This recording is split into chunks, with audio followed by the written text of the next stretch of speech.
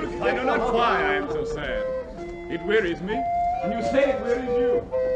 How I caught it, found it, or came by it, what stuff 'tis made of, whereof it is born, I am to learn.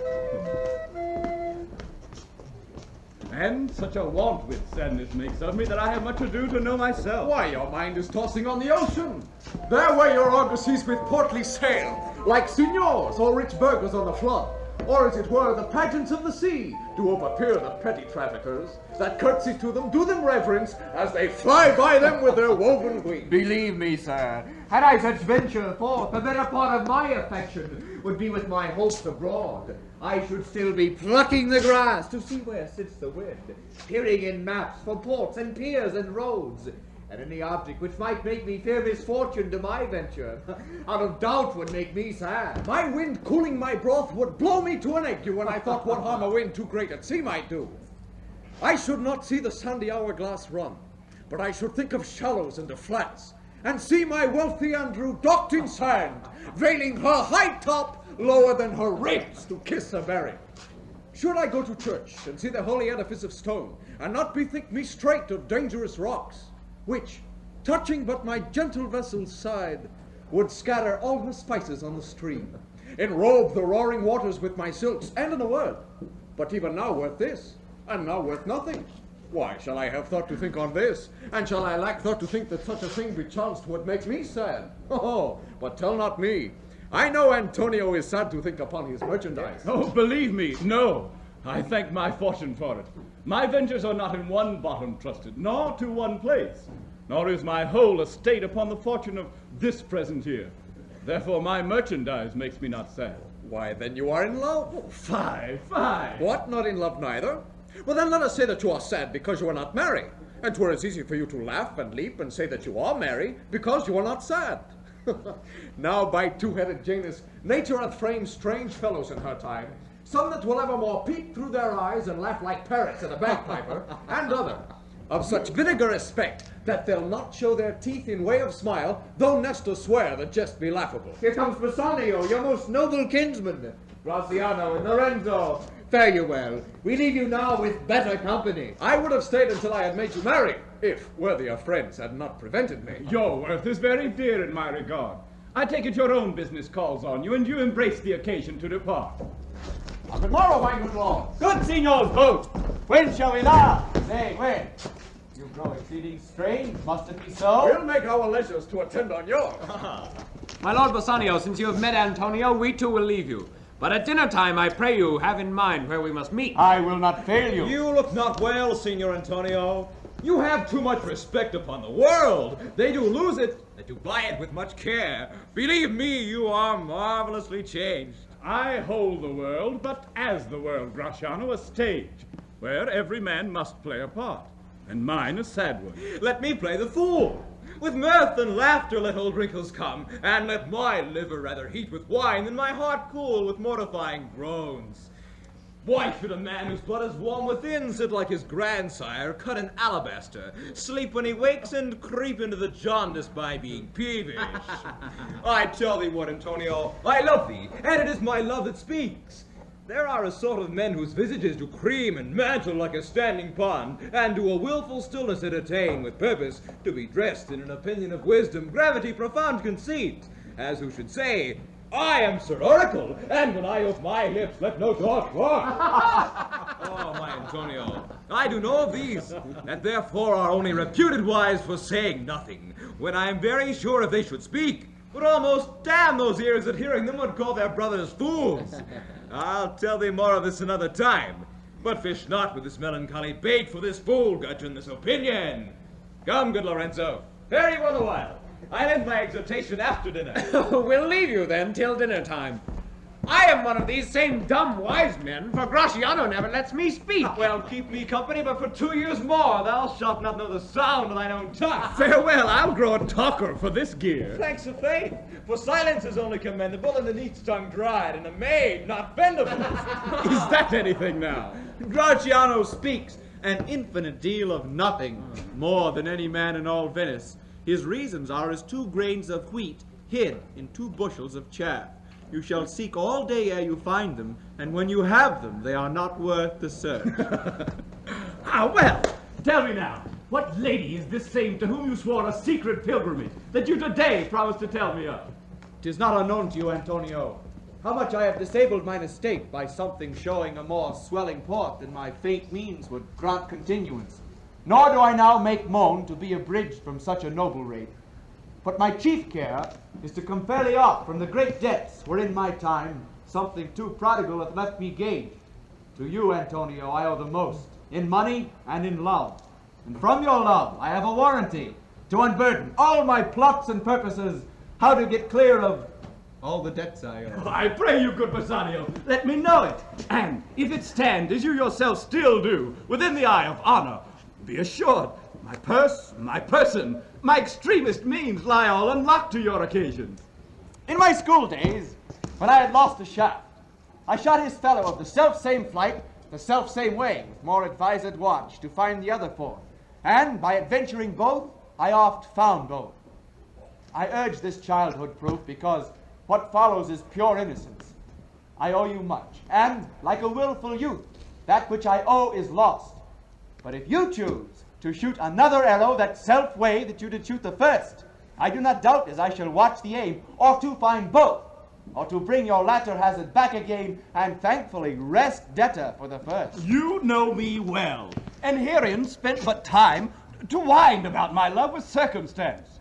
And out of doubt you do me now more wrong in making question of my uttermost, than if you had made waste of all I have. Then do but say to me what I should do, that in your knowledge may by me be done, and I am pressed unto it. Therefore speak. In Belmont is a lady richly left, and she is fair. And fairer than that word of wondrous virtues.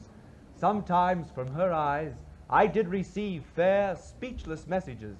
Her name is Portia, nothing undervalued to Cato's daughter, Brutus Portia, nor is the wide world ignorant of her worth.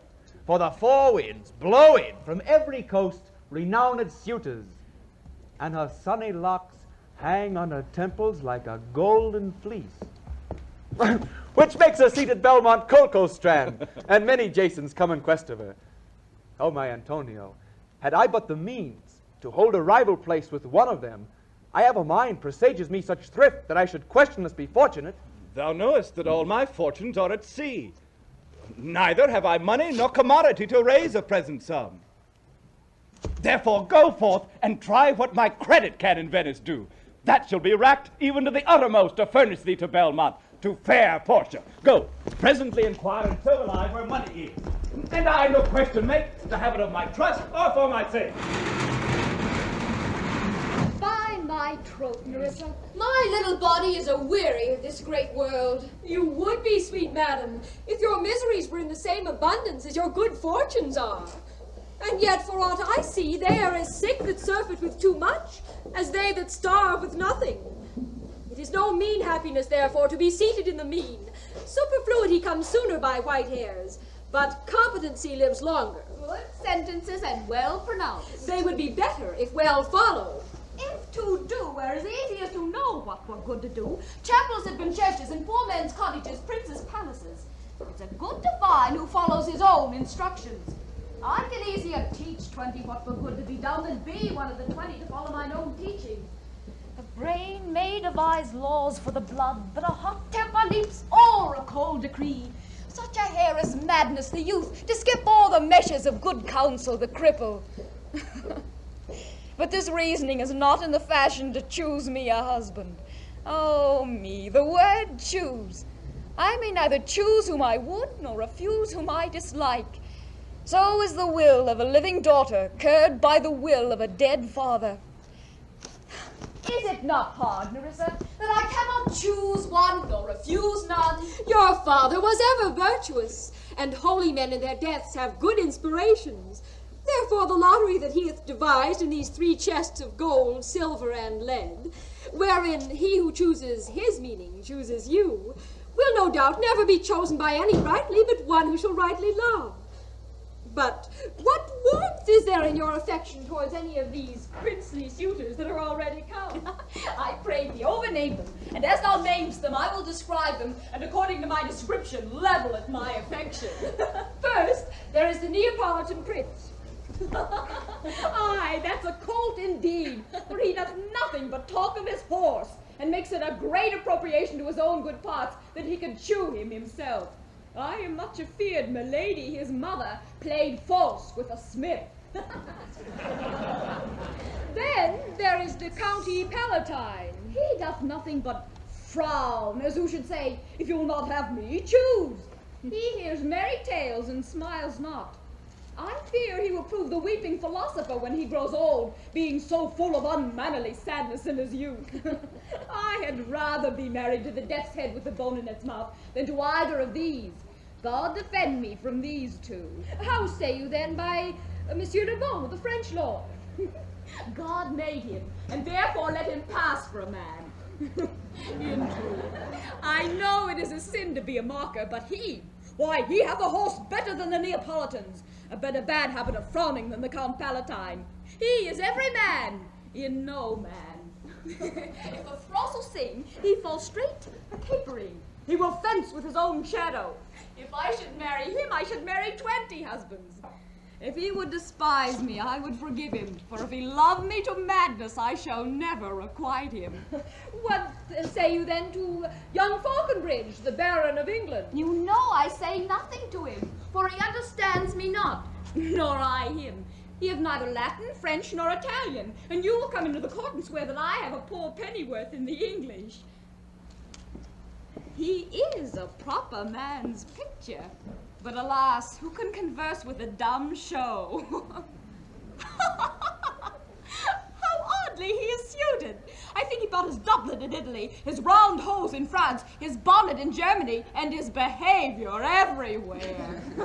What think you of his neighbor, the Scottish lord? That he hath a neighborly charity in him, for he borrowed a box of the ear of the Englishman, and swore to pay him again when he was able.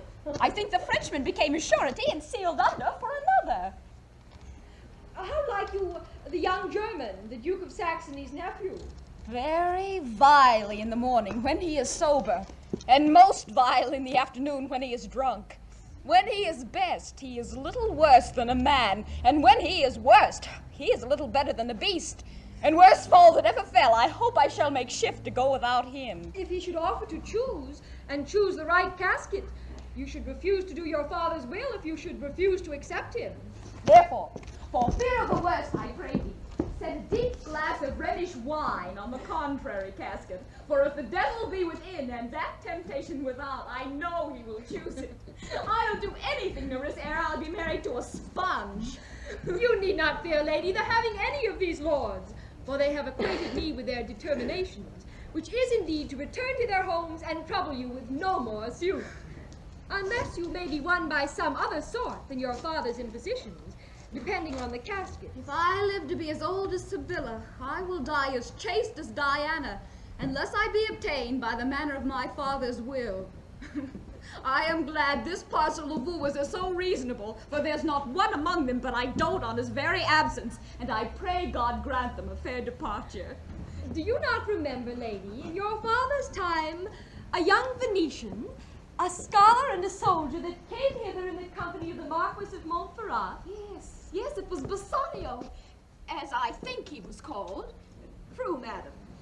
He, of all the young men my foolish eyes ever looked on, was the best deserving a fair lady. I remember him well, and I remember him worthy of thy praise.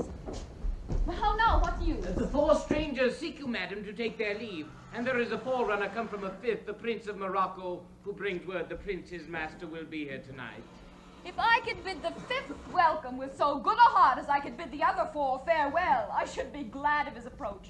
If he have the condition of a saint and the complexion of a devil, I would rather he would shrive me than wive me. Come, Nerissa. Sarah, go before. Whilst we shut the gate upon one wooer, another knocks at the door. 3,000 where? Aye, sir, but 3 months. For 3 months? Where? For the which, as I told you, Antonio shall be bound. Antonio shall become bound. Where? Well, may you stead me? Will you pleasure me? Shall I know your answer? 3,000 ducats for 3 months, and Antonio bond. Your answer to that? Antonio's a good man. Have you heard any imputation to the contrary? No. My meaning is saying he's a good man is to have you understand that he is sufficient. Yet his means are in supposition. Here's an argosy bond for Tripoli, another for the Indies. I understand, moreover, upon the Real, that he hath a third at Mexico, fourth for England, and other ventures he hath squandered abroad. But ships are but boards, sailors but men. There be land rats and water rats, land thieves and water thieves. I mean pirates. And then there is the peril of water, winds, and rocks. The man is, notwithstanding, sufficient. I think I may take his bond. Be assured you may. I will be assured I may, and that I may be assured I will bethink me. May I speak with Antonio? If it please you to dine with us? Yes, to smell pork, to eat of the habitation your prophet, the Nazarite, conjured the devil into. I will buy with you, sell with you, walk with you, talk with you, and so following. But I will not eat with you, drink with you, nor pray with you. What news on the Rialto? Who is he comes here? This is Signor Antonio. How like a fawning publican he looks. I hate him, for he is a Christian, but more for that in low simplicity he lends out money gratis and brings down the rate of usance here with us in Venice. If I can catch him once upon the hip, I'll feed fat the ancient grudge I bear him. He hates our sacred nation, and he rails even there where merchants most do congregate on me, my bargains, and my well-won thrift, which he calls interest. Shylock? Cursed be my tribe if I forgive him. Shylock, do you hear? Oh, I am debating of my present store, and by the near guess of my memory, I cannot instantly raise up the gross of full 3,000 ducats. What of that? Tubal, a wealthy Hebrew of my tribe, will furnish me. But stop, how many months do you desire?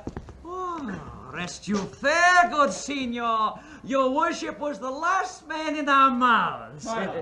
Albeit I neither lend nor borrow by taking or by giving of excess.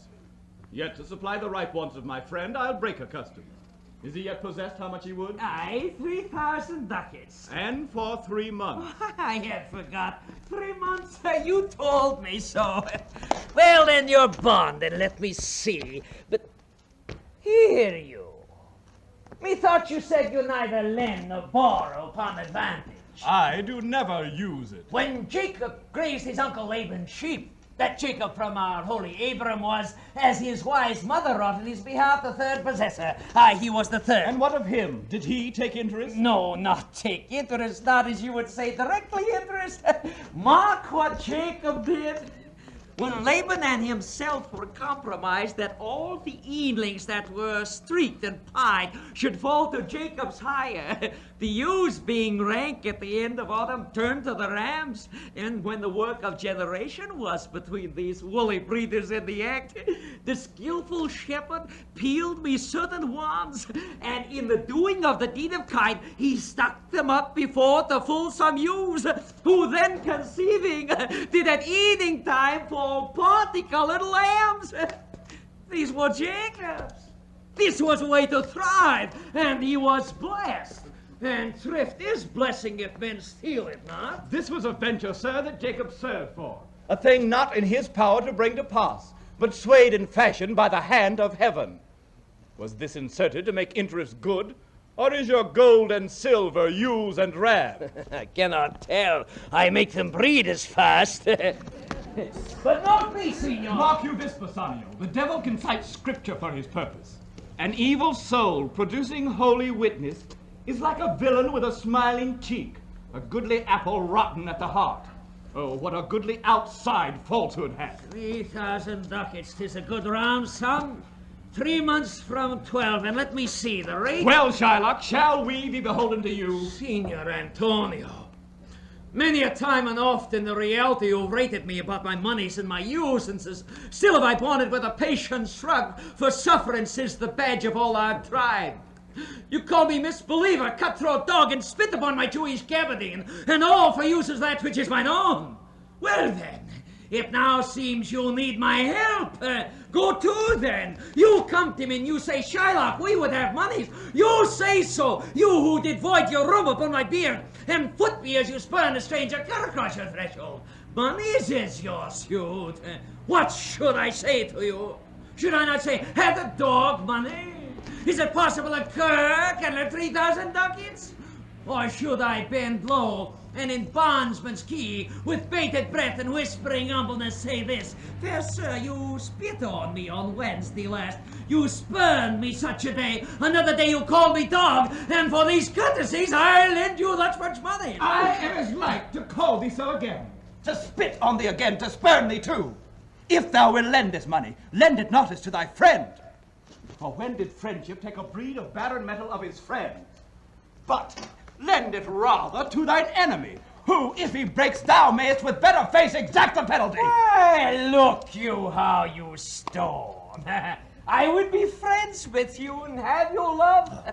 Forget the shames that you have stained me with. Supply your present wants, and ask no doit of usance for my monies.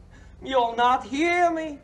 This is kind I offer. This were kindness. This kindness will I show. Go with me to the notary, seal me there your single bond, and in a merry sport, if you pay me not in such a day, such a place, or such a sum or sums as are expressed in the agreement, let the forfeit be nominated as a pound of your fair flesh, to be cut off and taken in whatever part of your body pleaseth me. Content in faith, I seal to such a bond, and say there is much kindness in the Jew. You shall seal to no such bond for me.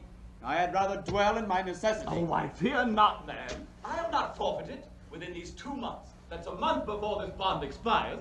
I do expect return of thrice 3 times the value of this bond. Oh, Father Abram, what these Christians are, whose own hard dealings teaches them suspect the thoughts of others. I pray you tell me this. If he should break his day, what should I gain by the exaction of the forfeiture? Pound of man's flesh taken from a man is not so estimable, profitable neither, as flesh of muttons, beefs, or goats. I say to buy his friendship, I extend this courtesy. If he will take it, so. If not, adieu, and for my love, I pray you wrong me not. Yes, Shylock, I will seal and do this bond. Then meet me forthwith at the notary. Give him direction for this merry bond, and I will go and purse the ducat straight. See to my house left in the fearful guard of an unthrifty knave, and presently I will be with you. Hie thee, gentle Jew. This Hebrew will turn Christian. He grows kind. I like not fair terms, and a villain's mind. Oh, come. In this there can be no dismay. My ships come home a month before the day.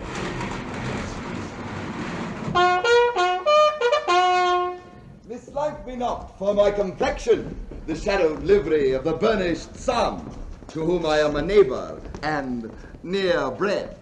Bring me the fairest creature northward born, where Phoebus' fire scarce thaws the icicles, and let us make incision for your love, to prove whose blood is reddest, his or mine.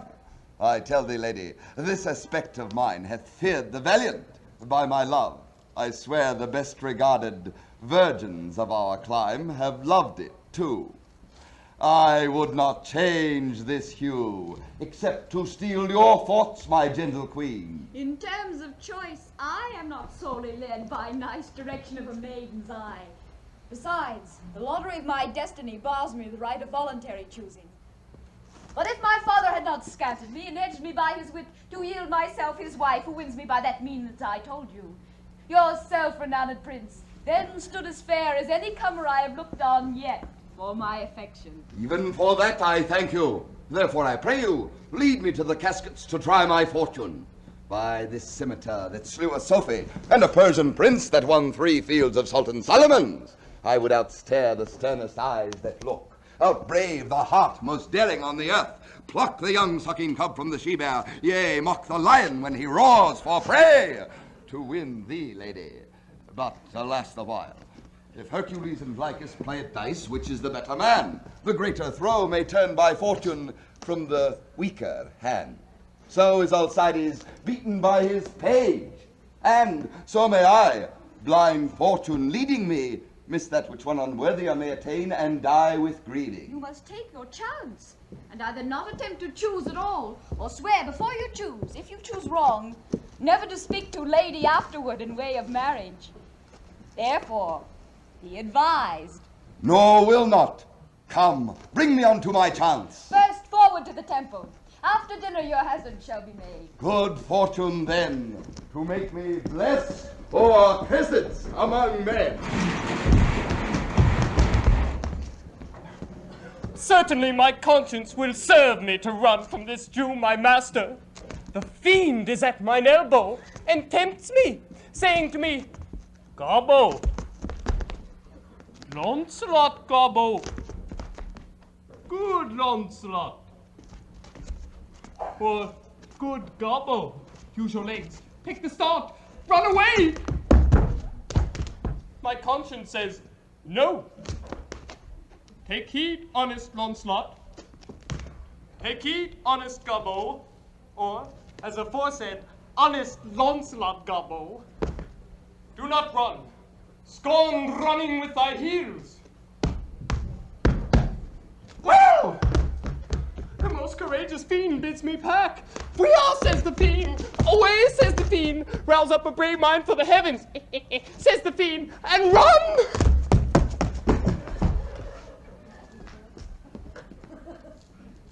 Well, my conscience, hanging about the neck of my heart, says very wisely to me, my honest friend Launcelot, being an honest man's son, or rather, an honest woman's son, but indeed, my father did something smack, something grow too. He had a kind of taste. Well, my conscience says, Launcelot, budge not. Budge, says the fiend. Budge not, says my conscience. Well, my conscience says, budge not. Budge, says the fiend. To be ruled by my conscience, I should stay with the Jew, my master, who, God save the mark, is a kind of devil. Run away from the Jew. I should follow the advice of the fiend, who, saving your reverence, is the devil himself. Certainly the Jew, my master, is the very devil incarnate. In my conscience is but a hard kind of conscience to offer me counsel to stay with the Jew. The fiend gives the friendlier counsel. I will run, fiend. My heels reach a commandment. I will run. Master, young man, are you, I pray you, which is the way to Master Jews? Oh, heavens! This is my true begotten father, who being more than sand blind, high gravel blind, knows me not. I will try confusions with Master, young gentleman, you, I pray you, which is the way to Master Jews? Turn up on your right hand at the next turn, but at the next turning on your left. Marry at the next turning, turn of no hand, but turn down indirectly to the Jew's house. By God, Santis, 'twill be a hard way to hit. Can you tell me whether one Launcelot who dwells with him, dwell with him or no? I talk to you of young Master Launcelot. Mark me now. Now I will raise the waters. Talk to you of young Master Launcelot. No master, but a poor man's son. His father, though I say it, is an exceeding honest poor man, and God be thanked, well to live. We'll let his father be what a will. We talk of young Master Launcelot. Your worship's friend, and Launcelot, sir. But I pray you, ergo, old man, I beseech you, ergo, talk to you of young Master Launcelot. Of Launcelot! And it please your mastership. Ergo, Master Launcelot. Talk not of Master Launcelot, father, for the young gentleman, according to the fates and destinies, and such odd sayings. The sisters three, and such branches of learning, is indeed deceased. Or as you would say in plain terms, gone to heaven. Very God forbid! The boy was the very staff of my age, my very prop. Do I look like a staff or a hovel post, a cudgel or a prop? Do you not know me, father? Alack today, sir, I know you not. But I pray you tell me, is my boy, God rest his soul, alive or dead? Do you not know me, father? Alack, sir, I am sand blind. I know you not. Nay, indeed. If you had your eyes, you might fail of knowing me. 'Tis a wise father that knows his own child. Well, old man, I will tell you news of your child. Truth will come to light. Murder cannot be hid long. A man's son may. But in the end, truth will out. I pray you, sir, stand up. I cannot think you are Launcelot, my boy. Pray you, let's have no more fooling about it. I am Launcelot, your boy that was, your son that is, your child that shall be. I cannot think you are my son. I know not what I shall think of that.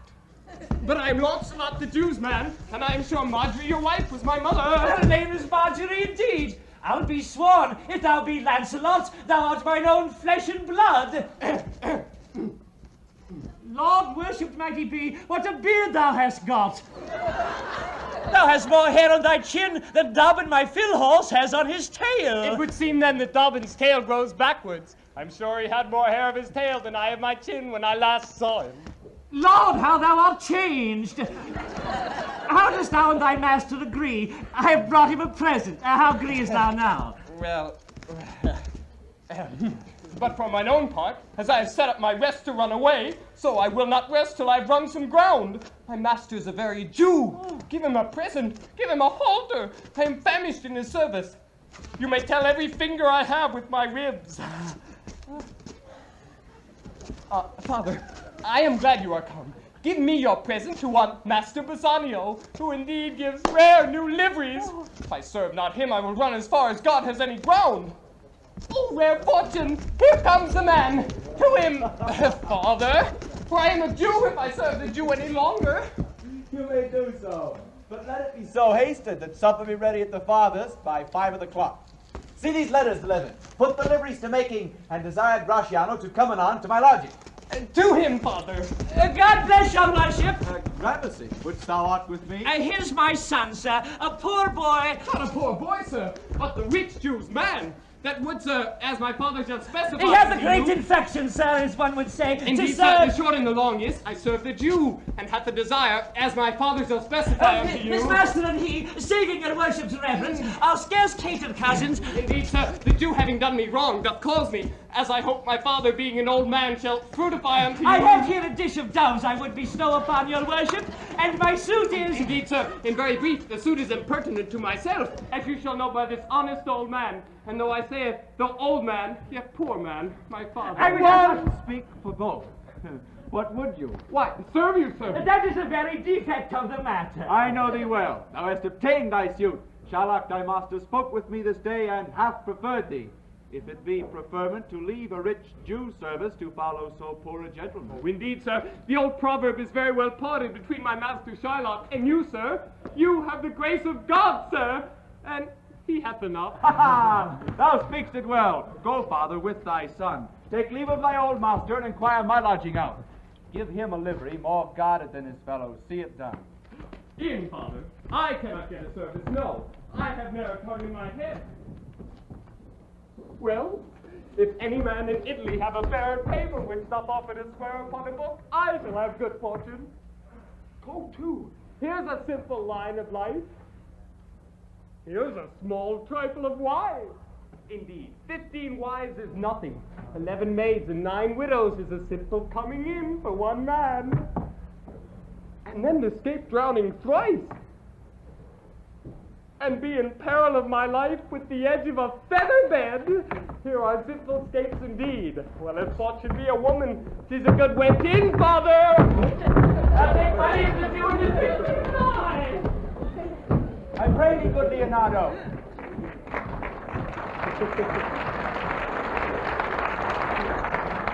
Think on this. These things being bought and orderly bestowed, return in haste. For I do feast tonight my best esteemed acquaintance. Hie thee, go. My best endeavors shall be done herein.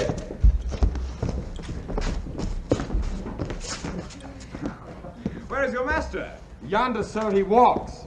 Signor Bassanio! Gratiano, I have a suit to you. You have a take. You must not deny me. I must go through to Belmont. Why then thou must. But hear thee, Gratiano. Thou art too wild, too rude, and too bold of voice, parts that become thee well enough, and in such eyes as ours appear not faults, but where thou art not known, show something too liberal. I pray thee, take pains to allay with some cold drops of modesty thy skipping spirit, lest through thy wild behavior I be misconstrued in the place I go to, and lose my hopes. Signor Bassanio, hear me. If I do not put on a sober habit, talk with respect and swear, but now and then, wear prayer books in my pockets, look demurely, nay more, while grace is saying, put mine eyes thus with my hat, and sigh and say, Amen. Use all the observance of civility, like one well studied in his sad ostent to please his grandam. Ha! Never trust me more. Well, we shall see your fair. Oh, nay, but I thought tonight. You shall not gauge me by what we do tonight. No, that were pity. I would entreat you rather to put on your boldest suit of mirth, for we have friends that purpose merriment. But fare you well, I have some business. And I must to Lorenzo and the rest, but we will visit you at supper time. I'm sorry thou would leave my father so. Our house is hell. Thou, a merry devil, didst rob it of some taste of tediousness. But fare thee well. Here's a ducat for thee. And Launcelot, soon at supper shalt thou see Lorenzo, who's thy new master's guest. Give him this letter. Do it secretly. And so, farewell. I would not have my father see me talk with thee. Adieu. Tears exhibit my tongue. Most beautiful pagan, most sweet Jew. If a Christian did not play the knave and get thee, I am much deceived, but adieu. These tearful drops do somewhat drown my manly spirit. Adieu. Farewell, good Launcelot. Alack, what heinous sin is it in me to be ashamed to be my father's child? But though I am a daughter to his blood, I am not to his manners. Oh, Lorenzo, if thou keep promise, I shall end this strife, become a Christian, and thy loving wife. Nay, we'll slink away at supper time, disguise us at my lodging, and return all in an hour. We have not made good preparation. We have not spoke a shot of torchbearer. 'Tis vile, unless it may be quaintly ordered, and better in my mind not undertook. 'Tis now but 2 o'clock. We have 2 hours to furnish it. Friend Launcelot, what's the news? And it shall please you to break this up. It shall seem to signify. I know the hand. Faith 'tis a fair hand. And whiter than the paper it writ on is the fair hand that writ. Love news indeed. Hey, you leave, sir. Whither goest thou? Marry, sir, to bid my old master, the Jew, to sup tonight with my new master, the Christian. Hold, here, take this. Tell gentle Jessica I will not fail her. Speak it privately. Go. Well, gentlemen, will you prepare you for this mass tonight? I am provided with a torchbearer. Ay, marry, I'll be gone about it straight. And so will I. Meet me and Gratiano at Gratiano's lodging some hour hence. 'Tis good we do so. Was not that letter from fair Jessica? Oh, I must needs tell thee all. She hath directed how I shall take her from her father's house, what gold and jewels she is furnished with, what page's suit she hath in readiness. If e'er the Jew her father come to heaven, it will be for his gentle daughter's sake, and never dare misfortune cross her foot, unless it do it under this excuse, that she is issue to a faithless Jew. Come, go with me, peruse this as thou goest. Fair Jessica shall be my torchbearer. Well, thou shalt see, thy eye shall be thy judge, the difference of old Shylock and Bassanio. But Jessica, thou shalt not gormandize as thou hast done with me. Why, Jessica, nor sleep, nor snow, nor rend the peril out. Why, Jessica, I say. Why, Jessica! Who bids thee call? I do not bid thee call. Your worship was wont to tell me I could do nothing without bidding. Call you? What is your will? I am bid forth to supper, Jessica. Here are my keys, but wherefore should I go? I am not bid for love, they flatter me. Yet will I go in hate to feed upon the prodigal Christian. Jessica, my girl, look to my house. I am right loath to go. There is some ill a brewing toward my arrest. for I did dream of money bags tonight. I pray you, sir, go. My young master doth expect your reproach. So do I his. And they have conspired together. I shall not say you shall see a mass tonight, but if you do, then it was not for nothing that my nose fell a-bleeding on Black Monday last at 4 o'clock in the afternoon, falling out that year on Ash Wednesday was 6 year in the afternoon. What? Are there masks? Hear you me, Jessica. Lock up my doors. And when you hear the drum and the vile squealing of the wry-necked fife, clamber up you up to the casement then, to thrust your head into the public street, to gaze on Christian fools with varnished faces. But stop my house's ears, I mean my casements. Let not the sound of shallow foppery enter my sober house. By Jacob's staff, I swear I have no mind of feasting for tonight. But I will go. Go you before, sirrah, say I will come. I will go before, sir. Mistress, look out at window for all this. There will come a Christian by, will be worth a Jewess eye. What says that fool of Hagar's offspring, huh? His words were, farewell, mistress, nothing else. The patch is kind enough, but a huge feeder. He is snail slow in profit, and he sleeps by day more than doth the wildcat. Drones I'll not with me, and therefore I part with him, and part with him to one that I would have him help to waste his borrowed purse. Well, Jessica, go in. Perhaps I'll return immediately. Do as I bid you. Lock doors after you. Fast find. A proverb never stale in thrifty mind. Farewell. And if my fortune be not crossed, I have a father, you a daughter lost. Ah, this is the penthouse under which Lorenzo desired us to make stag. His hour is almost past. And it is a marvel he outdwells his hour, for lovers ever run before the clock. Oh, 10 times faster Venus pigeons fly to seal love's bonds new made than they are wont to keep a blodged faith unforfeited. That ever holds. Who riseth from a feast with that keen appetite that he sits down? Where is the horse that doth untread again his tedious measures with the unbated fire that he did pace them first? All things that are with more spirit chastened than enjoy. How like the yonker or the prodigal, the scarfed bark puts from her native bay, hugged and embraced by the strumpet wind. How like the prodigal doth she return, with over-weathered ribs, ragged sails, lean rent, and beggared by the strumpet wind. All of this hereafter, here comes Lorenzo. Sweet friends, your patience for my long abode. Not I, but my affairs have made you wait.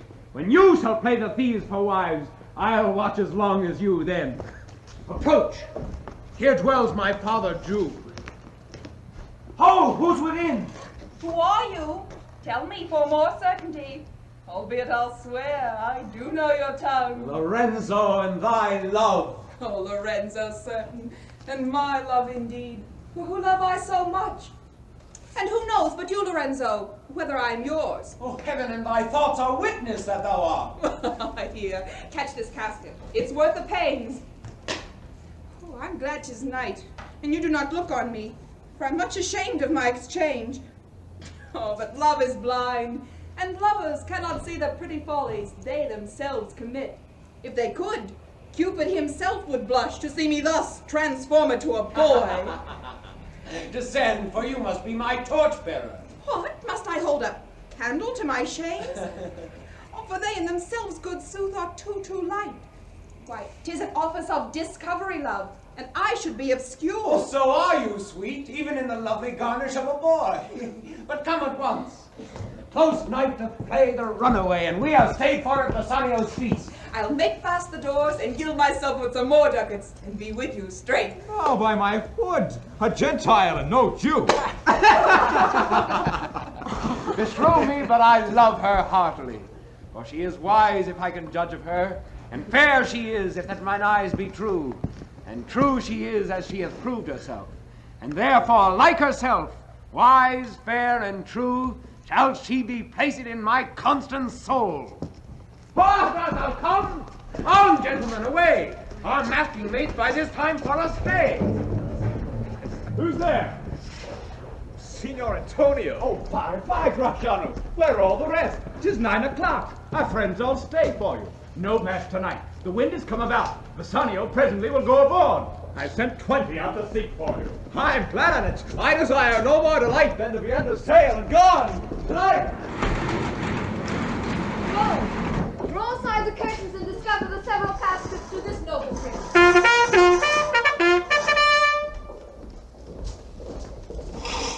Now, make your choice.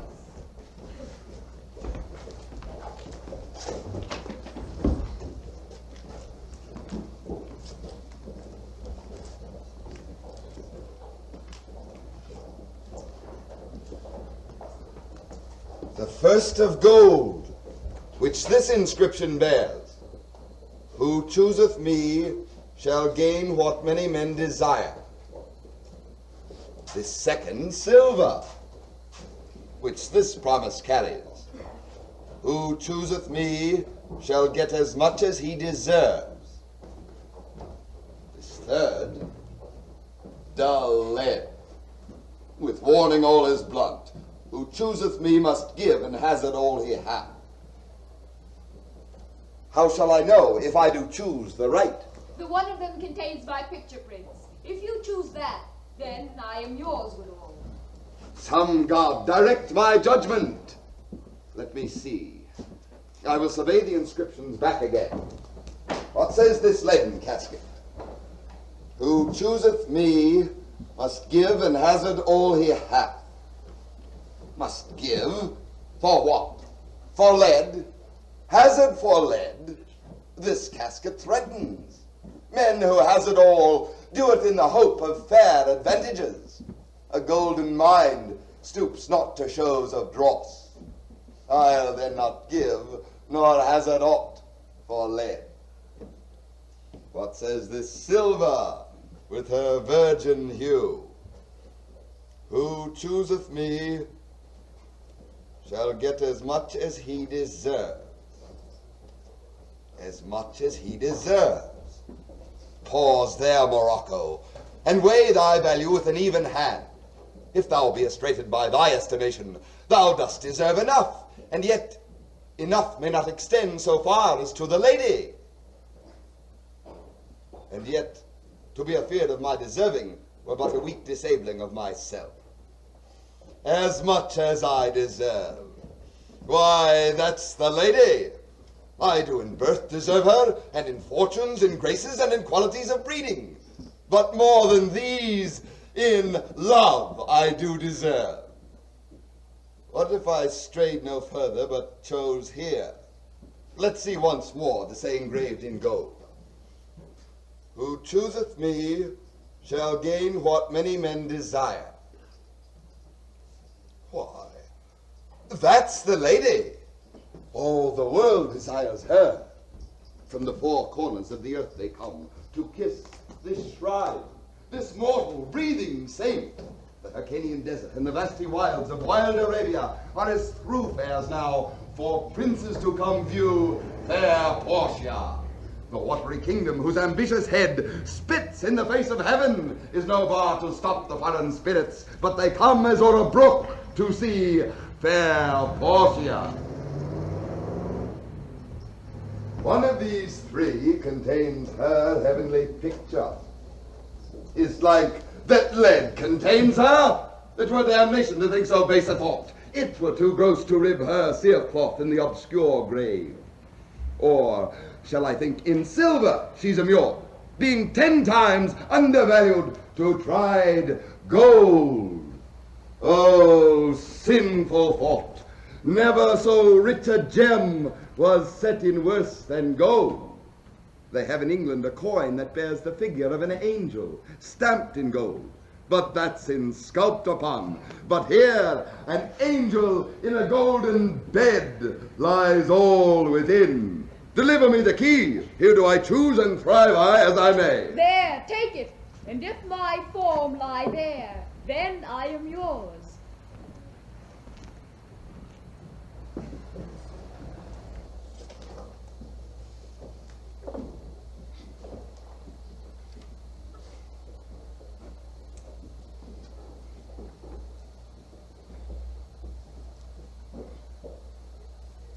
Oh, hell, what have we here?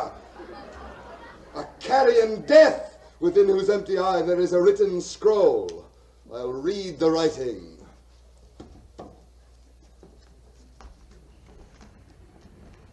All that glisters is not gold. Often have you heard that told. Many a man his life hath sold, but my outside to behold. Gilded tombs do worms enfold. Had you been as wise as bold, as young in limbs, in judgment old, your answer had not been inscrolled. Fare you well, your suit is cold.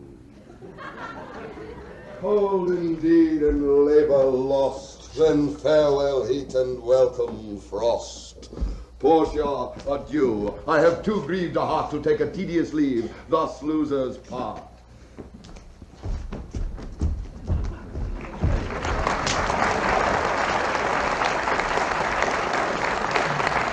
A gentle riddance. Draw the curtains, go. Let all of his complexion choose me so. Why, man, I saw Bassanio on the sail. With him is Gratiano gone along. And in their ship, I'm sure Lorenzo is not. The villain Jew, without cries, raised the Duke who went with him to search Bassanio's ship. He came too late. The ship was under sail. But there the Duke was given to understand that in a gondola were seen together Lorenzo with his amorous Jessica. Besides, Antonio certified the Duke they were not with Bassanio in his ship. I never heard a passion so strange, confused, outrageous, and so variable as the dog Jew did utter in the streets. My daughter! Ah, my daughter! Oh, my daughter! Fled with a Christian! Ah, my Christian daughter! Justice! Oh, my ducat and my daughter! A sealed bag! 2 sealed bags of ducats! Of double ducats stolen from me by my daughter! And jewels! 2 stars! 2 rich and precious stones stolen by my daughter. Justice, find the girl. She hath the stones upon her in the ducats. Why, all the boys in Venice followed him, crying, his stones, his daughter, his ducats. That good Antonio, look he keep his day, but he shall pay for this. I marry well remembered. I reasoned with a Frenchman yesterday who told me that in the narrow seas that part the French and English, there miscarried a vessel of our country richly fraught. I thought upon Antonio when he told me this, and wished in silence it were not his. You had best to tell Antonio what you hear, yet do not suddenly, for it may grieve him. A kinder gentleman treads not the earth. I saw Bassanio and Antonio part. Bassanio told him that he would make some speed of his return. He answered, do not so. Slubber not business for my sake, Bassanio, but stay the very riping of the time. And for the Jew's bond which he hath of me, let it not enter in your mind of love. Be merry, and employ your chiefest thoughts to courtship, and such fair ostents of love as shall conveniently become you there. And even there, his eye being big with tears, turning his face, he put his hand behind him, and with affection wondrous sensible, he wrung Bassanio's hand. And so they parted. I think he only loves the world for him. I pray you, let us go and seek him out, and quicken his embraced heaviness with some delight or other. Well, do we so? Quick, I pray you, draw the curtain straight. The Prince of Aragon hath paid his oath and comes to his election presently.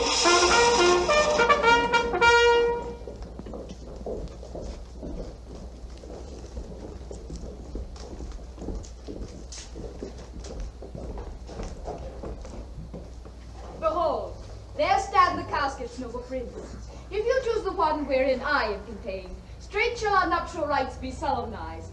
But if you fail, without more speech, my lord, you must be gone from hence immediately. I am enjoined by oath to observe 3 things. First, never to unfold to anyone which casket 'twas I chose. Next, if I fail of the right casket, never in my life to woo a maid in way of marriage. Lastly, if I do fail in fortune of my choice, immediately to leave you and be gone. To these injunctions everyone doth swear that comes to hazard for my worthless self. And so I have addressed me. Fortune now to my heart spoke. Gold, silver, and base lead. Who chooseth me must give and hazard all he hath. You shall look fairer ere I give or hazard. What says the golden chest? Ah, let me see. Who chooseth me shall gain what many men desire.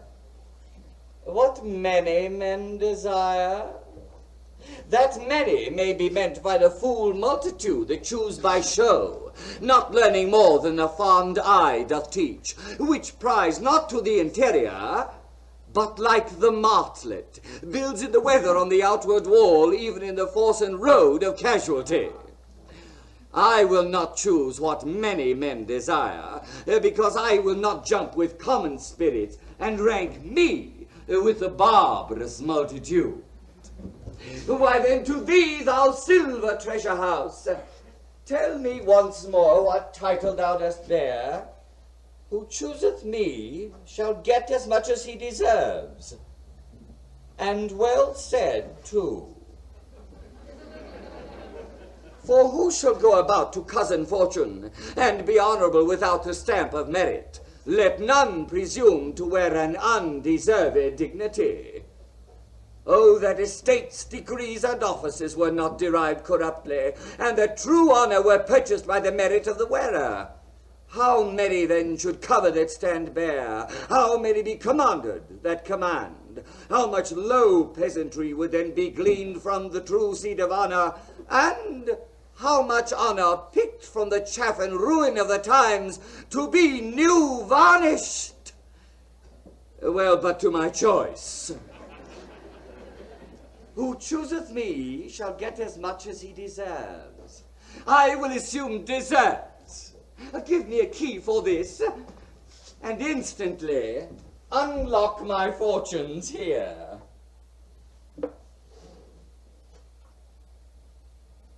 Too long a pause for that which you find there.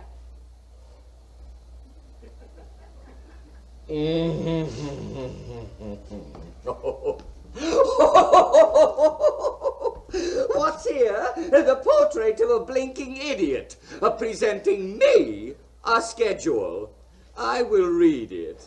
Oh, how much unlike art thou to Portia? How much unlike my hopes and my deservings? Who chooseth me shall have as much as he deserves. Did I deserve no more than a fool's head? Is that my prize? Are my deserts no better? To offend and judge are distinct offices, and of opposite natures. What is here? The fire 7 times tried this, 7 times tried that judgment is that did never choose amiss. Some there be that shadows kiss, such have but a shadow's bliss. There be fools alive I wis silvered o'er, and so was this. Take what wife you will to bed, I will ever be your head. So begone, you are sped.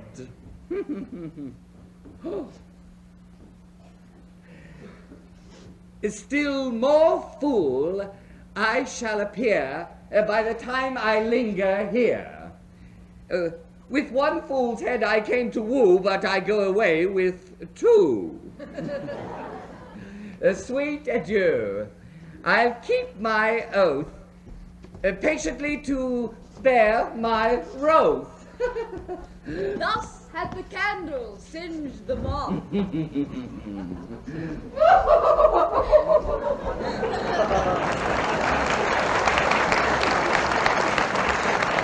Oh, these deliberate fools!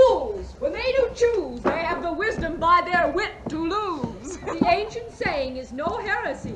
Hanging and wiving goes by destiny. Come, draw the curtains, Nerissa. Where is my lady? Here, what would my lord? Madam, there is alighted at your gate a young Venetian, one who comes before to signify the approaching of his lord, from whom he bringeth sensible regreets. To it, besides commends and courteous breath, gifts of rich value. Yet I have not seen so likely an ambassador of love. A day in April never came so sweet to show how costly summer was at hand as this false brother comes before his lord. No more, I pray thee. I am half afeard thou wilt say anon he is some kin to thee. Thou spent such high day wit in praising him. Come, come, Nerissa, for I long to see quick Cupid's post that comes so mannerly. Bassanio, Lord love, if thy will it be. Anon, what news on the Rialto? Oh, why yet it lives there unchecked that Antonio hath a ship of rich lading wrecked on the narrow seas. The Goodwins, I think they call the place. A very dangerous flat and cradle where the carcasses of many a tall ship lie buried, as they say. If my gossip report be an honest woman of her word. I would she were as lying a gossip in that as ever napped ginger or made her neighbours believe she wept for the death of her third husband. Still it is true, without any slips of prolixity or crossing the plain highway of talk, that the good Antonio, the honest Antonio, oh, that I had a title good enough to keep his name company. Well, come, the full stop. Huh? What sayest thou? Oh, why, the end is he has lost a ship. I would it might prove the end of his losses. Let me say amen betimes, lest the devil cross my prayer. For here he comes in the likeness of a Jew. How now, Shylock? What news among the merchants? You knew! None so well as you of my daughter's flight! Aye, that's certain. I, for my part, knew the tailor that made the wings she flew withal. And Shylock, for his own part, knew the bird was fledged, and then it is the complexion of them all to leave the dam. She is damned for it! Aye, that's certain, if the devil be her judge. My own flesh and blood to rebel. Hard upon it, old carrion, rebels in it these years. I say my daughter is my flesh and blood. Ah, there is more difference between thy flesh and hers than between jet and ivory. More between thy bloods than between red wine and relish. But tell us, do you hear whether Antonio have any loss at sea or no? Here I have another bad match. A bankrupt, a prodigal who dare scarce show his head in the Rialto, a beggar who was used to come so smug upon the mark. Let him look to his bond. He was wont to call me usurer. Let him look to his bond. He was wont to lend money for a Christian courtesy. Let him look to his bond. Why, I am sure if he forfeit, thou wilt not take his flesh. Well, what's that good for? To make fish withal. If it will feed nothing else, it will feed my revenge. You disgraced me and hindered me $500,000, laughed at my losses, mocked at my gains, scorned my nation, thwarted my bargains, warned my friends and cooled mine enemies. And what's his reason? I am a Jew. Have not a Jew eyes? Have not a Jew hands? Organs, senses, dimensions, affections, passions? Fed with the same food, hurt with the same weapon, subject to the same disease, cured by the same means, warmed and cooled by the same winter and summer as a Christian is? If you prick us, do we not bleed? If you tickle us, do we not laugh? If you poison us, do we not die? And if you wrong us, shall we not revenge? If we are like you in the rest, we will resemble you in that. If a Jew wrong a Christian, what is his humility? Revenge. If a Christian wrong a Jew, what should his sufferance be? By Christian example. Why, revenge. The villainy you teach me I will execute, and it will go hard, but I will better the instruction. Gentlemen, my master Antonio is at his house and desires to speak with you both. Well, we have been up and down to seek him. Here comes another of the tribe. Third cannot be matched unless the devil himself turns Now, you. Tubal, when thou from Genoa hast thou found my daughter? I often came where I did hear of her, but cannot find her. There, a diamond gone. Cost me 2,000 ducats in Frankfurt. The curse never fell upon our nation till now. I never felt it till now. 2,000 ducats in that and other precious, precious jewels. I would my daughter were dead at my foot and the jewels at her ear. Were she cursed at my foot and the ducats in my coffin. No news of them. I saw, and I know not how much is spent in the search. Oh, the loss upon loss. The thief gone with so much and so much to find the thief, and no satisfaction, no revenge, no ill luck stirring but what lights on my shoulders, no sighs but of my breathing, no tears but of my shedding. Yet other men have ill luck too. Antonio, as I have heard. What ill luck? Hath an argosy cast away coming from Tripoli. I thank God, it's true. I spoke with some of the sailors that escaped the wreck. I thank thee, good Duval. Good news. Where, in Genoa? Your daughter, spent in Genoa, as I have heard in one. Thou stickest the dagger in me. I shall never see my gold again. 80 ducats at one sitting. 80 ducats? There came divers of Antonio's creditors in my company to Venice that swear he cannot choose but break. I'm glad of it. I'll plague him. I'll torture him. I'm glad of it. One of them showed me a ring that he had of your daughter for a monkey. Out upon her! Thou torturest me, Tubal. It was my turquoise. I had it of Leah when I was a bachelor. I would not have given it for a wilderness of monkeys. But Antonio is certainly undone. It's true. It's very true. Go, Tubal. Fenian officer, bespeak him a fortnight before. I will have the heart of him before it. For were he out of Venice, I can make what merchandise I will. Go, Tubal. Meet me at our synagogue. Go, good Tubal. At our synagogue, Tubal.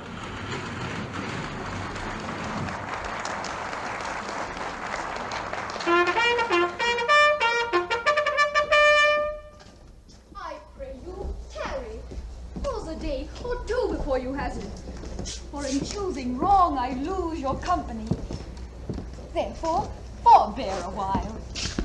There's something tells me, but it is not love. I would not lose you. And you know yourself, hate counsels not in such a quality. But lest you should not understand me well, yet a maiden hath no tongue but thought. I would detain you here some month or two before you venture for me. I could teach you how to choose right, but then I am forsworn, so will I never be. So may you miss me. But if you do, you'll make me wish a sin that I had been forsworn. Shrew your eyes, they have o'erlooked me and divided me. One half of me is yours, the other half yours. Mine own, I would say, but if mine, then yours, and so all yours. Oh, these naughty times put bars between the owners and their rights, and so though yours, not yours. Prove it so, let fortune go to hell for it, not I. I speak too long, but 'tis to pace the time, to weak it and to draw it out in length, to stay you from election. Oh, let me choose, for as I am, I live upon the rack. Upon the rack, Bassanio? Then confess what treason there is mingled with your love. None, but that ugly treason of mistrust, which makes me fear the enjoying of my love.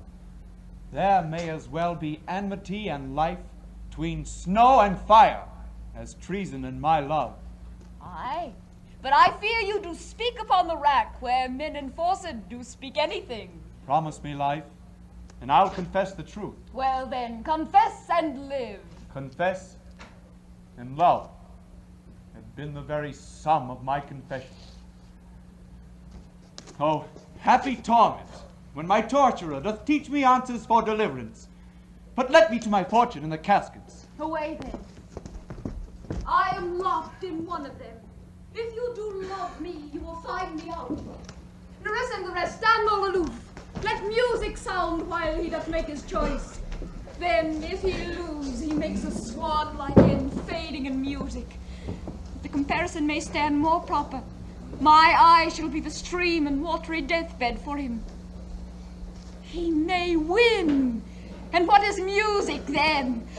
Then music is even as the flourish when true subjects bow to a new-crowned monarch. Such it is, as are those dulcet sounds in break of day that creep into the dreaming bridegroom's ear and summon him to marriage.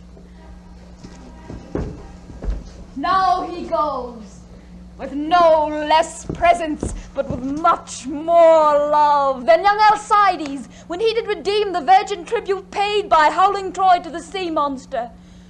I stand for sacrifice. The rest aloof of the Dardanian wives with bleared visages come forth to view the issue of the exploit. Go, Hercules! Live thou, I live. With much, much more dismay I view the fight than thou that makes the fray.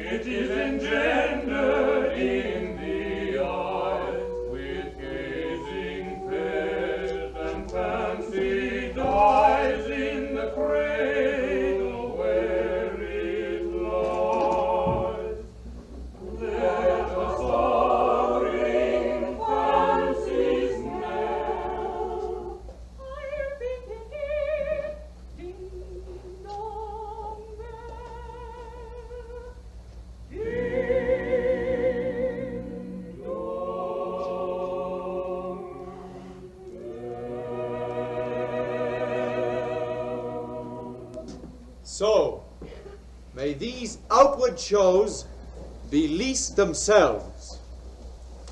The world is still deceived with ornament. In law, what please so tainted and corrupt, but being seasoned with a gracious voice, obscures the show of evil. In religion, what damned error, but some sober brow will bless it, and approve it with a text, hiding the grossness with fair ornament. There is no vice so simple, but assumes some mark of virtue on his outward parts. How many cowards, whose hearts are all as false as stairs of sand, where yet upon their chins the beards of Hercules and frowning Mars, who inward searched have livers white as milk, and these assume but ballast excrement to render them redoubted. Look on beauty, and you shall see 'tis purchased by the weight, which therein works a miracle in nature, making them lightest that wear most of it. So are those crisped, snaky, golden locks that make such wanton gambols with the wind upon supposed fairness, often known to be the dowry of a second head, the skull that bred them in the sepulchre. Thus, ornament is but the guiled shawl to a most dangerous sea, the beauteous scarf veiling an Indian. Beauty in a word, the seeming truth, which cunning time puts on to entrap the wisest. Therefore, thou gaudy gold, hard food for Midas, I will none of thee, nor none of thee, thou pale and common drudge tween man and man.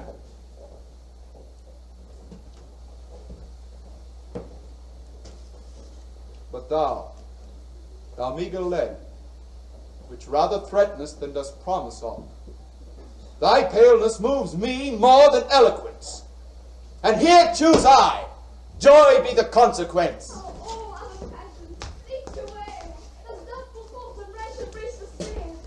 Shuddering fear and green-eyed jealousy.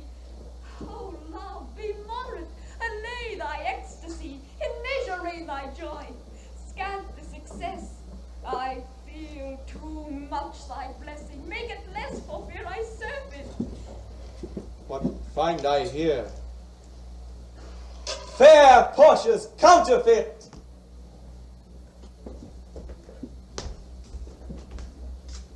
Move these eyes, or whether, riding on the balls of mind, seem they in motion. Here are severed lips, parted with sugar breath. So sweet a bar should sunder such sweet friends. Here in her hairs, the painter plays the spider, and hath woven a golden mesh to entrap the hearts of men faster than gnats in cobwebs. But her eyes, how could he see to do them? Having done one, methinks it should have power to steal both his and leave itself unfurnished. Yet look, how far the substance of my praise doth wrong this shadow in underprizing it. So far this shadow doth limp behind the substance. Here is the scroll, the continent and summary of my fortune. You that choose not by the view, chance as fair, and choose as true. Since this fortune falls to you, be content and seek no new. If you be well pleased with this, and hold your fortune for your bliss, turn you where your lady is, and claim her with a loving kiss. A gentle scroll.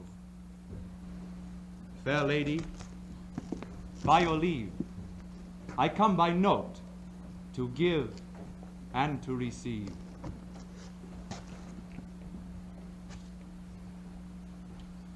Like one of two contending in a prize, that thinks he hath done well in people's eyes, hearing applause and universal shout, giddy in spirit, still gazing in doubt as whether those peals of praise be his or no.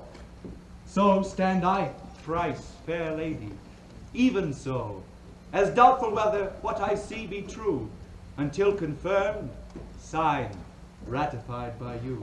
You see me, Lord Bassanio, where I stand, such as I am. Though for myself alone I would not be ambitious in my wish to wish myself much better, yet for you I would be treble 20 times myself, 1,000 times more fair, 10,000 times more rich. That, only to stand high in your account, I might in virtues, beauties, livings, friends, exceed account. But the full sum of me is sum of something which, to term and gross, is a none-lesson girl, unschooled, unpracticing. Happy in this, she is not yet so old, but she may learn. Happier than in this, she is not bred so dull, but she can learn. Happiest of all is that her gentle spirit commits itself unto yours, to be directed as from her lord, her governor, her king.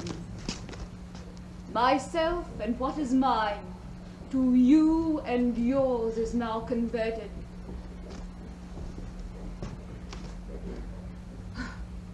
But now I was the lord of this fair mansion, master or my servants, queen or myself. And even now, but now, this house, these servants, and this same myself are yours, my lord.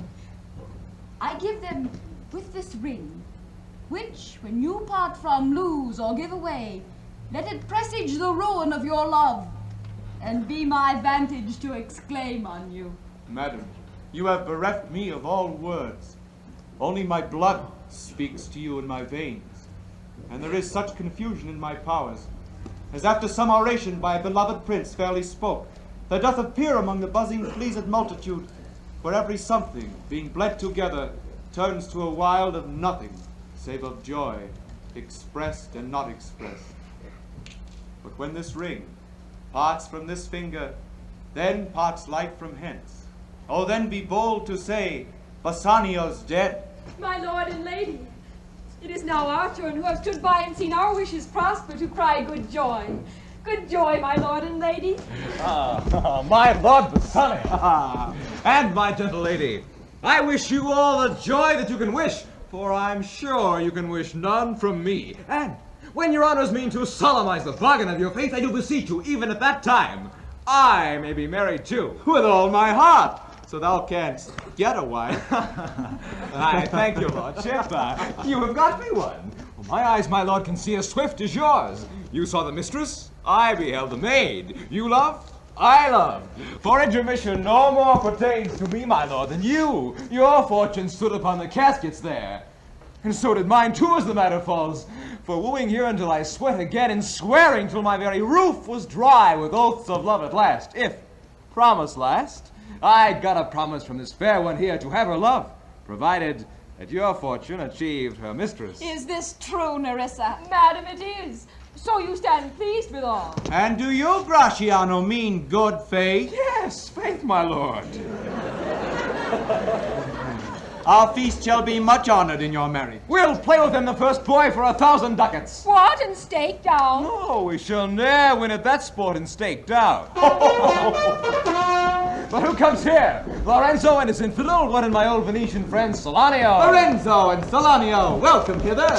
If that the youth of my new interest have power to bid you welcome. By your leave, I bid my friends and countrymen, sweet Portia, welcome. So do I, my lord. Very entirely welcome. I thank your honor. For my part, my lord, my purpose was not to have seen you here, but meeting with Salanio, by the way, he did entreat me past all saying nay to come with him along. I did, my lord, and I have reason for it. Signor Antonio commends him to you. Well, ere I ope this letter, tell me how my good friend doth. Not sick, my lord, unless it be in mind, nor well unless in mind. His letter there will show you his estate. Nerissa, cheery on, stranger. Bid her welcome. Your hand, Salanio. Oh, Lorenzo. Well, what's the news from Venice? How doth that royal merchant good Antonio? I know he'll be glad to hear of our success. We are the Jasons. We have won the fleece. I would you had won the fleece that he hath lost. There are some shrewd contents in yon same letter that steal the colour from Bassanio's cheek. Some dear friend dead, else nothing in the world could turn so much the constitution of any constant man. Oh, worse and worse. With leave, Bassanio, I am half yourself, and dost freely have the half of anything that this same paper brings you. Oh, sweet Portia, here are a few of the unpleasantest words that ever blotted paper. Gentle lady, when I did first impart my love to you, I freely told you all the wealth I had ran in my veins. I was a gentleman. And then I told you true. But rating myself at nothing, you shall see how much I was a braggart. When I told you my state was nothing, I should then have told you that I was worse than nothing. For indeed, I have engaged myself to a dear friend, engaged my friend to his mere enemy, to feed my means. Here is a letter, lady. The paper is the body of my friend, and every word in it a gaping wound issuing like blood. But is it true, Salanio? Have all his ventures failed? What, not one hit? From Tripoli, from Mexico and England, from Lisbon, Barbary and India. Did not one vessel escape the dreadful touch of merchant marring rot? Not one, my lord. Besides, it should appear that if he had the present money to discharge the Jew, he would not take it. Never did I know a creature that did bear the shape of man, so keen and greedy to confound a man.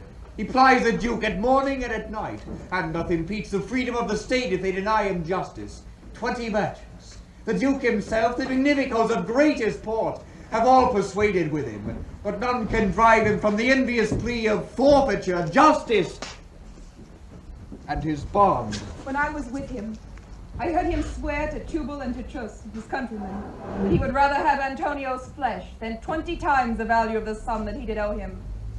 And I know, my lord, if law, authority, and power deny not, it will go hard with poor Antonio. Is it your dear friend that is thus in trouble? The dearest friend to me, the kindest man, the best condition and unwearied spirit in doing courtesies, and one in whom the ancient Roman honor more appears than any that draws breath in Italy. What sum owes he the Jew? For me, 3,000 ducats. What? No more? Pay him 6,000 and deface the bond. Double 6,000 and then treble that before a friend of this description shall lose a hair through Bassanio's fault. First, go with me to church and call me wife. Then away to Venice to your friend, for never shall you lie by Portia's side with an unquiet soul. Oh, you shall have gold to pay the petty debt 20 times over. When it is paid, bring your true friend along. My maid Nerissa and myself, meantime, will live as maids and widows. Come, away! For you must hence upon your wedding day. Bid your friends welcome, show a merry cheer. Since you are dear bought, I will love you, dear. But let me hear the letter of your friend. Sweet Bassanio, my ships have all miscarried, my creditors grow cruel, my estate is very low, and my bond to the Jew is forfeit. And since in paying it, it is impossible that I should live, all debts are cleared between you and I. If I might but see you at my death, notwithstanding use your pleasure, if your love do not persuade you to come, let not my letter. Oh, love, dispatch all business and be gone. Since I have your good leave to go away, I will make haste. But till I come again, no rest shall e'er be guilty of my stay, nor bed be interposer twixt us twain. Oh, look to him! Tell not me of mercy! This is the fool that lent out money gratis! Jail, look to him! Hear me yet, good child! I'll have my bond! Speak not against my bond! I've sworn an oath that I will have my bond! Thou call'st me dog before thou hadst cawed, but since I am a dog, beware my fangs! The Duke shall grant me justice! I do wonder, thou naughty jailer, that thou art so fond to come abroad with him at his request. I pray thee, hear me speak. I'll have my bond. I will not hear thee speak. I'll have my bond, and therefore speak no more. I'll not be made a soft and dull-eyed fool to shake the head, relent, and sigh, and yield to Christian intercessors. I follow not. I'll have no speaking. I will have my bond. Why, it is the most impenetrable cur that ever kept with man. Let him alone. I'll follow him no more with bootless prayers. He seeks my life. Oh, his reason well I know. I oft have delivered from his forfeitures many that have at times made moan to me. Therefore he hates me. Why, I am sure the Duke will never grant this forfeiture to hold. The Duke cannot deny the course of law. For the commodity that strangers have with us in Venice, if it be denied, will much impeach the justice of the state, since that the trade and profit of the city consisteth of all nations. Therefore go. These griefs and losses have so baited me, that I shall hardly spare a pound of flesh tomorrow to my bloody creditor. Well, jailer, on.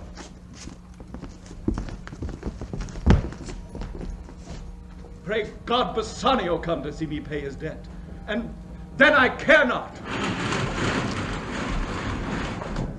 Madam, although I speak it in your presence, you have a noble and the true conceit of godlike amity, which appears most strongly in bearing thus the absence of your lord. But if you knew to whom you show this honor, how true a gentleman you send relief, how dear a lover of my lord your husband, I know you would be prouder of the work than customary bounty can enforce you. I never did repent for doing good, nor shall not now. For in companions that do converse and waste the time together, whose souls do bear an equal yoke of love, there must be needs a like proportion of lineaments, of manners, and of spirit. Which makes me think that this Antonio, being the bosom lover of my lord, must needs be like my lord. If it be so, how little is the cost I have bestowed in purchasing the semblance of my soul from out this state of hellish misery. This comes too near the praising of myself. Therefore, no more of it. Here other things. Lorenzo, I commit unto your hands the husbandry and manage of my house until my lord's return. For mine own part, I have toward heaven breathed a secret vow to live in prayer and contemplation, only attended by Nerissa here until her husband and my lord's return. There is a monastery 2 miles off, and there will we abide. I do desire you not to deny me this imposition which my love and some necessity now lays upon you. Madam, with all my heart I shall obey you in all fair commands. My people do already know my mind, and will acknowledge you and Jessica in place of Lord Bassanio and myself. And so, farewell, till we shall meet again. Fair thoughts and happy hours attend on you. I wish your ladyship all heart's content. I thank you for your wish, and am well pleased to wish it back on you. Fare you well, Jessica. Now, Balthazar, as I have ever found thee honest true, so let me find thee still. Take this same letter, and use thou all the endeavour of a man in speed to Padua. See thou render it unto my cousin's hand, Dr. Bellario, and look what notes and garments he doth give thee. Bring them, I pray thee, with imagined speed unto the tragic, the common ferry which trades to Venice. Waste no time in words, but get thee gone. I shall be there before thee. Madam, I go with all convenient speed. Come on, Nerissa, for I have work in hand that you know not of. We shall see our husbands before they think of us. Why shall they see us? They shall, Nerissa, but in such a habit that they shall think we are accomplishing with that we lack. I'll hold thee any wager, Nerissa, that when we are both accoutred like young men, I'll prove the prettier fellow of the two, and wear my dagger with a braver grace, and speak between the change of man and boy with a reed voice, and turn two mincing steps into a manly stride, and speak a phrase like a bragging youth, and tell quaint lies how honourable ladies sought my love, which I, denying they fell sick and died, I could not do withal. Then I'll repent, and wish for all that I had not killed them. And 20 of these puny lies I'll tell, that men shall swear I have discontinued school above a 12th month. I have within my mind 1,000 raw tricks of these bragging jacks, which I will practice. Why shall we turn to men? Aye, what a question's that if thou wert near a lewd interpreter. But come, I'll tell thee all my whole device when we are in my coach, which stays for us at the park gate. Therefore, haste away, for we must measure 20 miles today. Yes, truly! Oh, look you! The sins of the father are to be laid upon the children. Therefore, I promise you, I fear you. I was always plain with you, so now I speak my agitation of the matter. Therefore, be of good cheer, for truly I think you are damned. There's but one hope in it that can do you any good, and that's but a kind of bastard hope neither. And what hope is that, I pray thee? Mary, you may hope that your father got you not, that you are not the Jew's daughter. That were a kind of bastard hope indeed. The sins of my mother should be visited upon me. Nay, then I fear you are damned both by father and mother. Thus, when I shall unseal your mother, I fall into Charybdis, your father. I fear you are gone both ways. I shall be saved by my husband. He hath made me a Christian. The more to blame he. We were Christians and now before, even as many as could well live, one by another. This making of Christians will raise the price of hogs. If we grow all to be pork eaters, we shall not soon have a rasher on the coals for money. I'll tell my husband what you say, Launcelot, for here he comes. I shall grow jealous of you, Launcelot, if you thus get my wife into corners. Nay, you need not fear us, Lorenzo. Launcelot and I are out. For he tells me flatly there is no mercy for me in heaven because I am a Jew's daughter. And he says you are no good member of the Commonwealth. For in converting Jews to Christians, you raise the price of pork. I shall better answer that to the Commonwealth than you can the getting up of the Negro's belly. The Moor is with child by you, Launcelot. It is much, sir, that the Moor should be more than reason. But if she be less than an honest woman, she is indeed more than I took her for. Oh, how every fool can play upon the word. I think the best grace of wit will shortly grow into silence, and discourse be commendable in none only but parrots. Go in, Sirrah, and bid them prepare for dinner. That is done, sir. They all have stomachs. Goodly Lord, what a wit snapper are you. Bid them prepare dinner. That is done too, sir. Only cover is the word. Will you cover then, sir? Oh, not so neither, sir. I know my duty. Yet more quarrelling with occasion, wilt thou show the whole wealth of thy wit in an instant? I pray thee understand a plain man in his plain meaning. Go to thy fellows, bid them cover the table, serve in the meat, and we will come in to dinner. For the table, sir, it shall be served in. For the meat, sir, it shall be covered. As for your coming in to dinner, sir, why, let it be as humours and conceits shall govern. Oh, dear discretion, how his words are suited. The fool hath planted in his memory an army of good words, and I do know of many fools that stand in better place, garnished like him, that for a tricksy word defy the matter. Now cheers thou, Jessica. And now, good sweet, say thy opinion. How dost thou like the Lord Bassanio's wife? Past all expressing. It is very meet the Lord Bassanio lead an upright life. For in having such a blessing in his lady, he finds the joys of heaven here on earth. And if on earth he do not merit it, he should in reason never come to heaven. Why, if two gods should play some heavenly match, and on the wager lay two earthly women, and Portia won, there must be something else pawned with the other, for the poor rude world hath not her fellow. Even such a husband hast thou of me, as she is for a wife. Nay, but ask my opinion too of that. I will, anon. First, let's go to dinner. Nay, let me praise you while I have a stomach. No, pray thee, let it serve for table talk. Then, howsome'er thou speakst, mongst other things, I shall digest it. Well, I'll set you forth.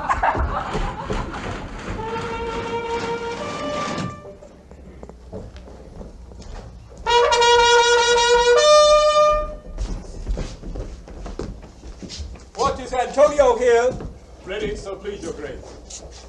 I am sorry for thee. Thou art come to meet a stony adversary, an inhuman wretch, incapable of pity, void and empty from any dram of mercy. I have heard your grace has taken great pains to qualify his rigorous course. But since he stands obdurate, and that no lawful means can carry me out of his envy's reach, I do oppose my patience to his fury, and am armed to suffer with a quietness of spirit, the very tyranny and rage of his. Go on and call the Jew into the court. He's ready at the door. He comes, my lord. Make room. Let him stand before our face.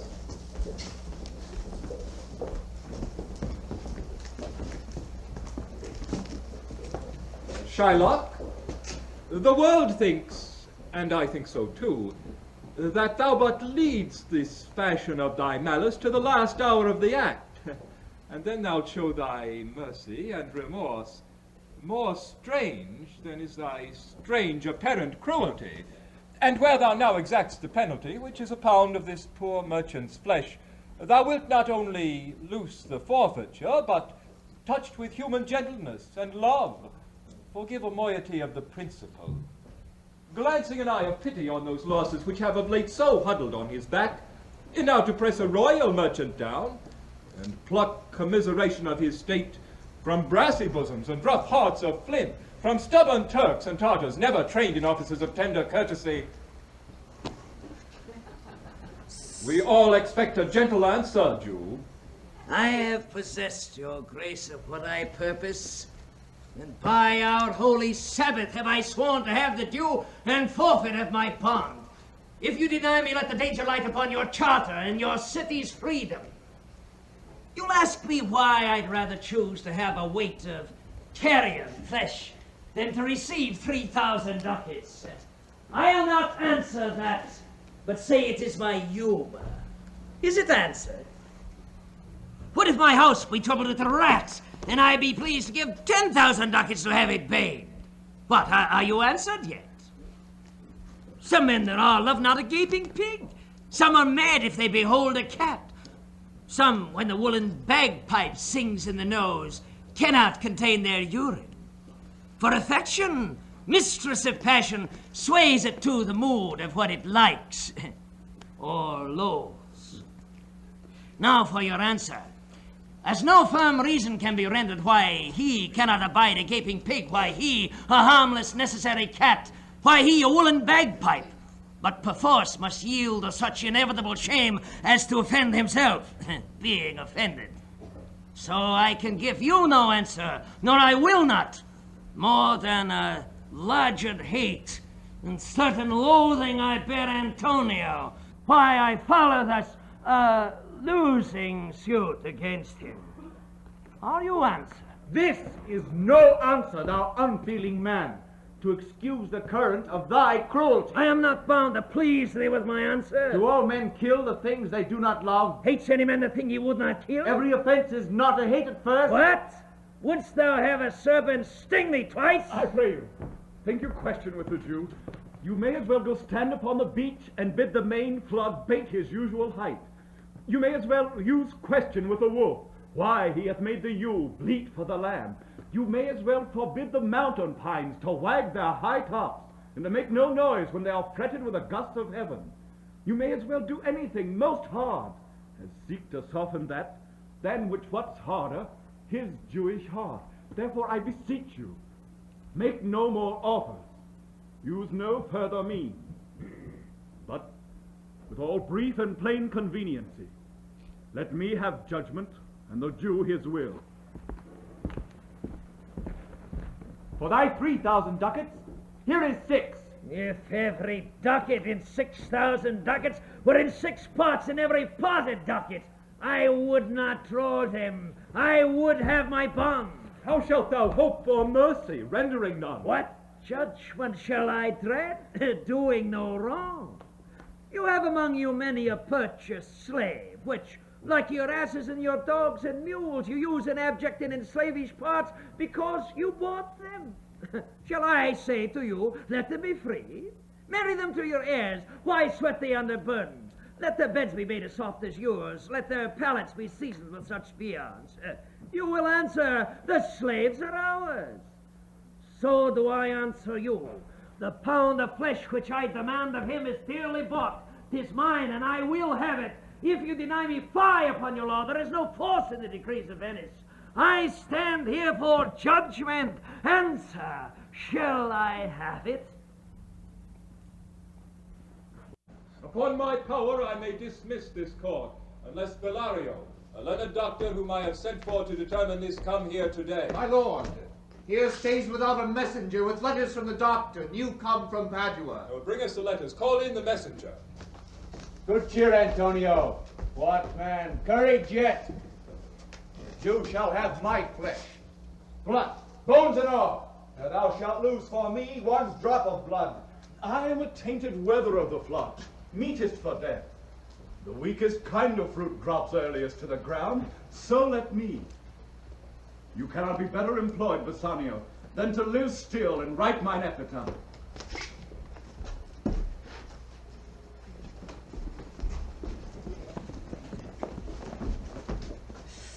Come you from Padua, from Bellario? From both, my lord. Bellario greets your grace. Why dost thou whet thy knife so earnestly? To cut the forfeiture from that bankrupt there. Not on thy soul, but on thy soul, harsh Jew, thou makest thy knife keen. But no metal can, nor doth the hangman's axe bear half the keenness of thy sharp envy.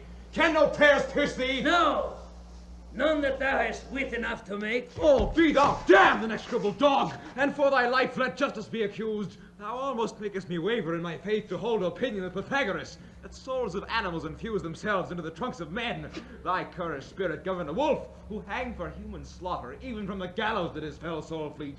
And whilst thou layest in thy unhallowed dom, infused itself in thee, for thy desires all wolfish, bloody, starved, and ravenous. Until thou canst rail the seal from off my bond, thou but defends thy lungs to speak so loud. Repair thy wit, good youth, or it will fall to cureless ruin. I stand here for law. This letter from Bellario doth commend a young and learned doctor to our court. Where is he? He attendeth here hard by. To know your answer, whether you will admit him. With all my heart. Some 3 or 4 of you go, give him courteous conduct to this place. Meanwhile, the court shall hear Bellario's letter.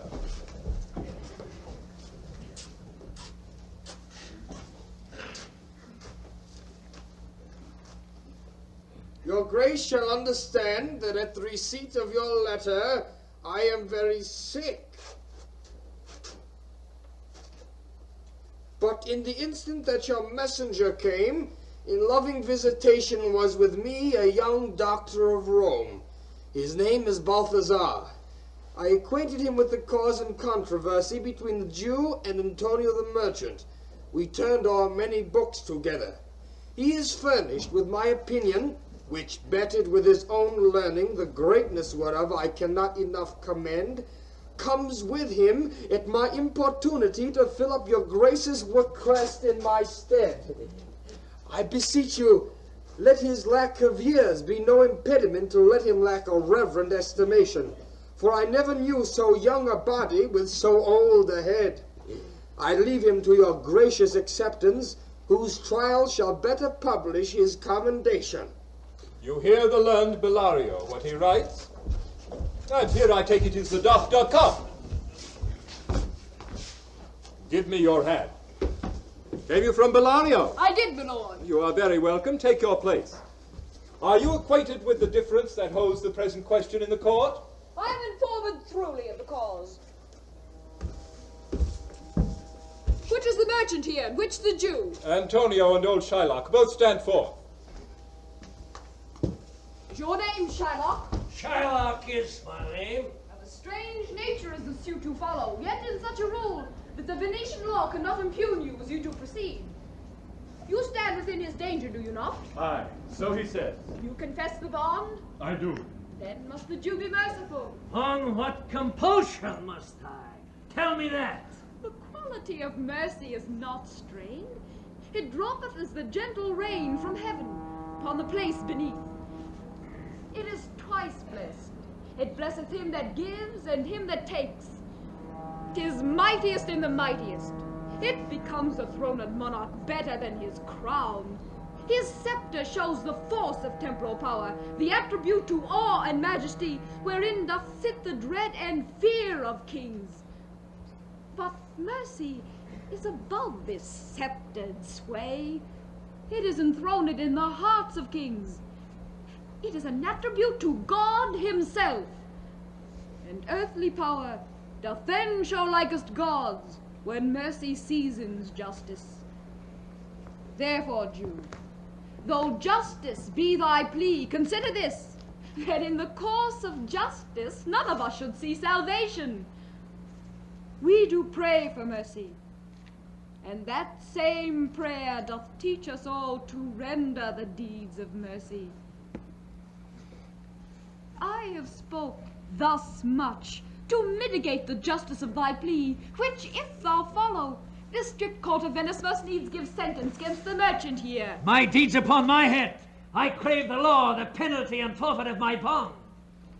Is he not able to discharge the money? Yes. Here, I tender it for him in the court. Yea, twice the sum.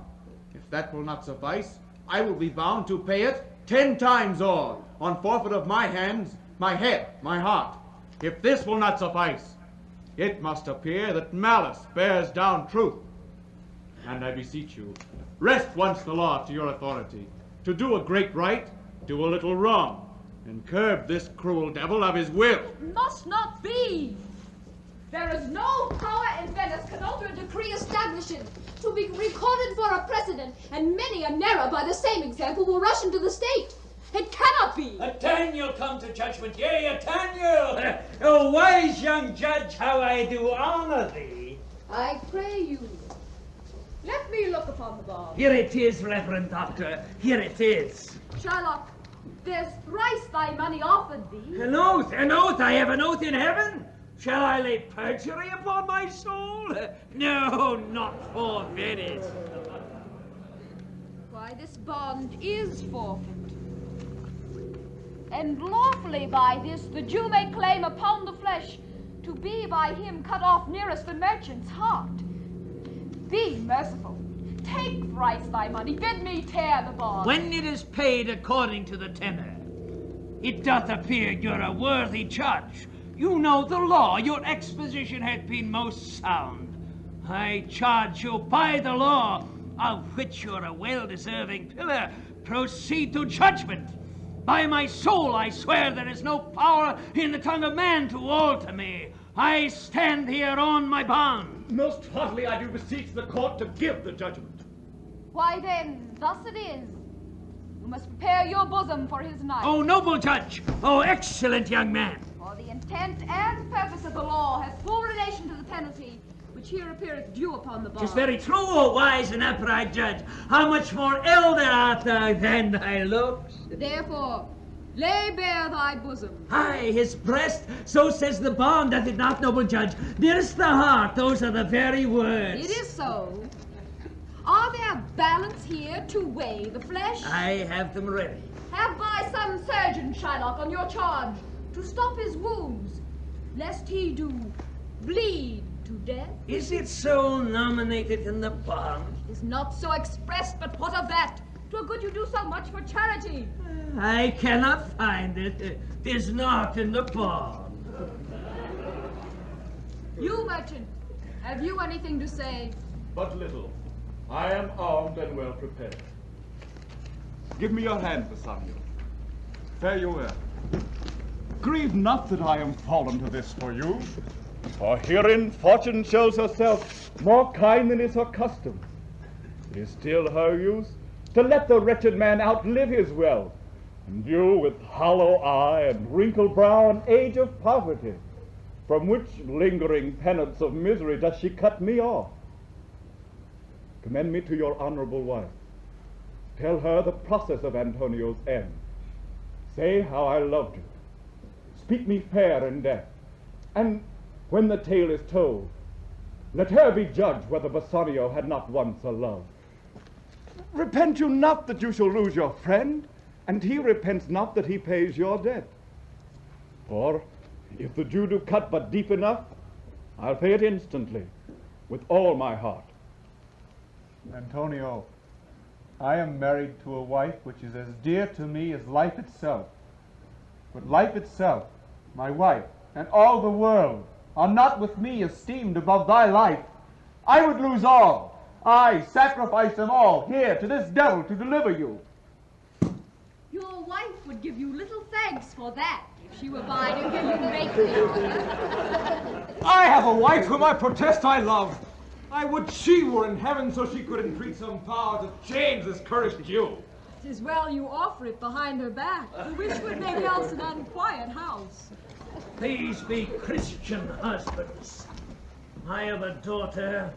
Would any of the stock of Barabbas have been her husband rather than a Christian? There we trifle time. I prithee, pursue sentence.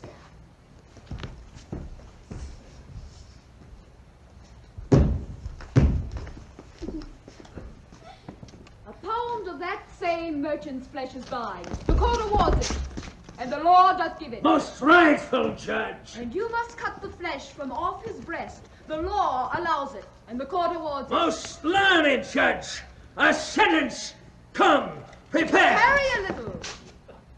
There is something else.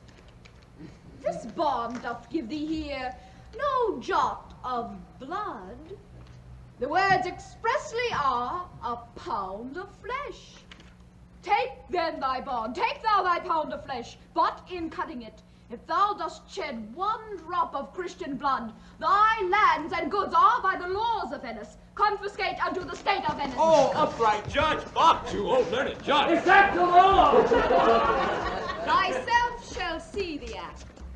For as thou urgest justice, be assured thou shalt have justice more than thou desirest. Oh, learned judge, mock you, a learned judge. Aye, take this offer then.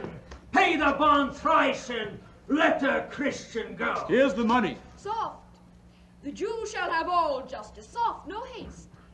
He shall have nothing but the penalty. Oh, Jew, an upright judge, a learned judge. Therefore, prepare thee to cut off the flesh. Shed thou no blood, nor cut thou more, nor less, but just a pound of flesh.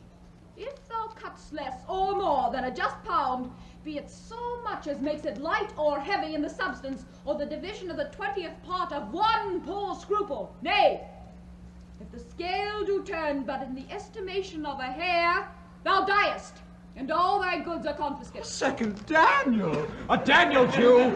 Now, infidel, I have thee on the hip. Why doth the Jew pause? Take thy forfeiture. Give me my principal and let me go. I have it ready for thee. Here it is. He hath refused it in the open court. He shall have merely justice and his bond. Second Daniel, a Daniel Jew. I thank thee, Jew, for teaching me that word. Shall I not have barely my principal? Thou shalt have nothing but the penalty. To be so taken at thy peril, Jew. Aye, then the devil give him good of it. I'll stay no longer question. Tarry, Jew. The law has yet another hold on you. It is enacted in the laws of Venice. If it be proved against an alien that by direct or indirect attempts he seeks the life of any citizen, the party against the which he doth contrive shall seize 1/2 of all his goods. The other half comes to the privy coffer of the state, and his life lies at the mercy of the Duke only against all other voice, in which predicament I say thou standst. For it appears by manifest proceeding that indirectly, and directly too, thou hast contrived against the very life of the defendant here, and hast incurred the danger formerly by me rehearsed. Down, therefore, and beg mercy of the Duke. Beg that thou mayest have leave to hang thyself, and yet all thy wealth being forfeit to the state, thou hast not left the value of a cord. Therefore thou must be hanged at the state's charge. That thou mayest see the difference in our spirits, I pardon thee thy life before thou ask it. For the 1/2 of thy wealth it is Antonio's, the other half falls unto the state, which humbleness may drive unto a fine. Aye, for the state, not for Antonio. They take my life and all, pardon not that.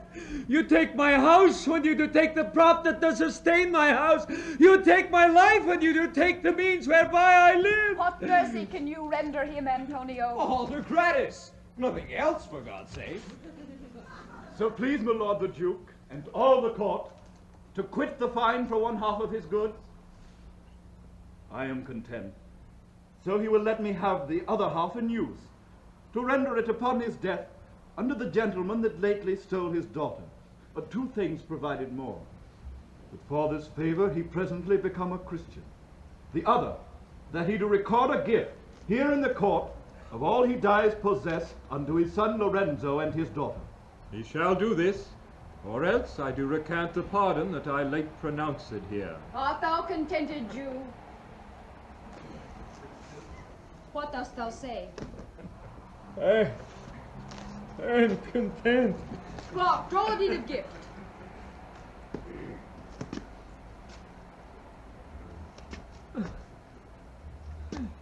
I pray you give me leave to go from hence. I am not well. Send the deed after me, and I will sign it. Well, get thee gone, but do it. In christening shalt thou have 2 godfathers. Had I been judge, thou should have said 10 more, to bring thee to the gallows, not the font. Sir,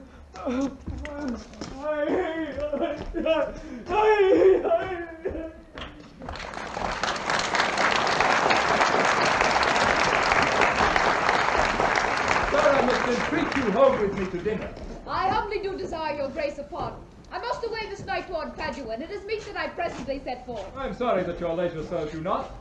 Antonio, gratify this gentleman, for in my mind you are much bound to him. Most worthy gentlemen, I and my friend have by your wisdom been this day acquitted of grievous penalties, in lieu whereof 3,000 ducats due unto the Jew we freely cope your courteous pains withal. And stand indebted over and above in love and service to you evermore. He is well paid and is well satisfied, and I delivering you am satisfied, and therein to account myself well paid. My mind was never yet more mercenary. I pray you, know me when we meet again. I wish you well, and so I take my leave. Good sir, of force I must attempt you further. Take some remembrance of us, as a tribute, not as a fee. Grant me 2 things, I pray you, not to deny me, and to pardon me. You press me far, and therefore will I yield. Give me your gloves. I'll wear them for your sake. And for your love, I'll take this ring from you. Do not draw back your hand. I'll have no more than this, and you in love shall not deny me this. This ring, good sir, alas, it is a trifle. I will not shame myself to give you this. I'll have nothing else but only this. And now methinks I have a mind to it. But there's more depends on it than on the value. The dearest ring in Venice will I give you, and find it out by proclamation. Only for this, I pray you, pardon me. I see, sir, you are liberal in offers. Taught me first to beg, and now methinks you teach me how a beggar should be answered. Good sir, This ring was given me by my wife. And when she put it on, she made me vow that I should neither give nor sell nor lose it. That skew serves many men to save their gifts. And if your wife be not a mad woman and know how well I have deserved the ring, she would not hold out enemy forever for giving it to me. Well, peace be with you. Lord Bassanio, let him have the ring. Let his service and my love withal be valued against your wife's commandment. Go, Gratiano, run and overtake him. Give him the ring. Bring him if thou canst unto Antonio's house. Away, make haste. Come, you and I will to the presence. And in the morning early will we both fly toward Belmont. Come, Antonio. Fire the Jew's house up. Give him this deed and let him sign it. We'll away tonight and be a day before our husband's home. This deed will be well welcome to Lorenzo. Fair sir, your will obtained. My lord Bassanio, upon more advice, hath sent you here this ring, and doth entreat your company at dinner. That cannot be. His ring I do accept most gratefully, and so I pray you tell him. Furthermore, I pray you show my youth old Shylock's house. Oh, that will I do. Sir, I would speak with you. I'll see if I can get my husband's ring, which I did make him swear to keep forever. Thou mayest I want it. We shall have old swearing that they can give the rings away to men, but we'll outface them and outswear them too. Away, make haste. Thou knowest where I will tarry. Come, good sir, will you show me to this house?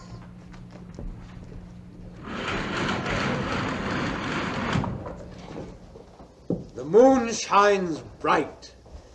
In such a night as this, when the sweet winds did gently kiss the trees and they did make no noise, in such a night, Troilus, methinks, mounted the Trojan walls and sighed his soul toward the Grecian tents, where Cressid lay that night.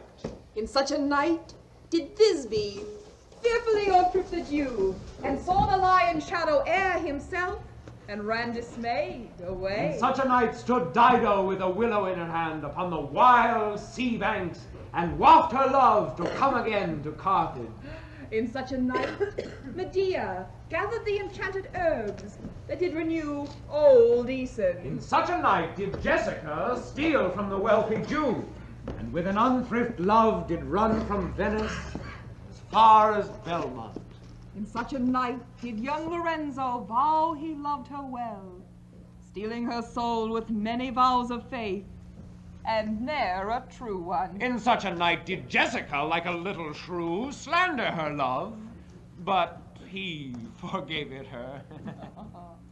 I would outnight you, did nobody come, but hark, I hear the footing of a man. Who comes so fast in silence of the night? A friend. A friend? What friend? Your name, I pray you, friend. Stefano is my name, and I bring word my mistress will before the break of day be here at Belmont. She doth stray about by holy crosses, where she kneels and prays for happy wedlock hours. Who comes with her? None but a holy hermit and her maid. I prithee, is my master yet returned? Oh, he is not yet, no, we have not heard from him. But go in, I pray thee, Jessica, and ceremoniously let us prepare some welcome for the mistress of the house. Salah, salah, hoo-hoo-hoo, salah, salah. Who calls? Did you see Master Lorenzo? Master Lorenzo! Salah, salah. Leave alone, man, here. Salah! Where? Where? Here. Tell him there's a post come from my master with his horn, full of good news. My master will be home ere morning. My master will be home ere morning. Great soul, let's in, and there expect their coming. And yet, no matter. Why should we go in? My friend Stefano, signify, I pray you, within the house your mistress is at hand. And bring your music forth into the air. How sweet the moonlight sleeps upon this bank. Here will we sit, and let the sounds of music creep in our ears. Soft stillness in the night become the touches of sweet harmony. Sit, Jessica. Look, love, how the floor of heaven is thick inlaid with patterns of bright gold. There's not the smallest orb which thou beholdst, but in his motion like an angel sings, still choiring to the young-eyed cherubims. Such harmony is in immortal souls, but whilst this muddy vesture of decay doth grossly close it in, we cannot hear it. Come, ho, and wake Diana with a hymn. With sweetest touches, pierce your mistress' ear and draw her home with music.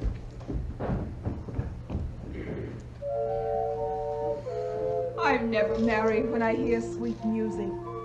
Reason is your spirits are attentive. For do but note a wild and wanton herd, or race of youthful and unhandled colts, fetching mad bounds, bellowing and neighing loud, which is the hot condition of their blood. If they but hear perchance a trumpet sound, or any air of music touch their ears, you shall perceive them make a mutual stand, their savage eyes turned to a modest gaze by the sweet power of music. Therefore the poet did feign that Orpheus drew trees, stones, and floods, since not so stockish, hard, and full of rage, but music for the time doth change his nature. The man that hath no music in himself is fit for treasons, stratagems, and spoils. The motions of his spirit are dull as night, and his affections dark as Erebus. Let no such man be trusted. Mark the music.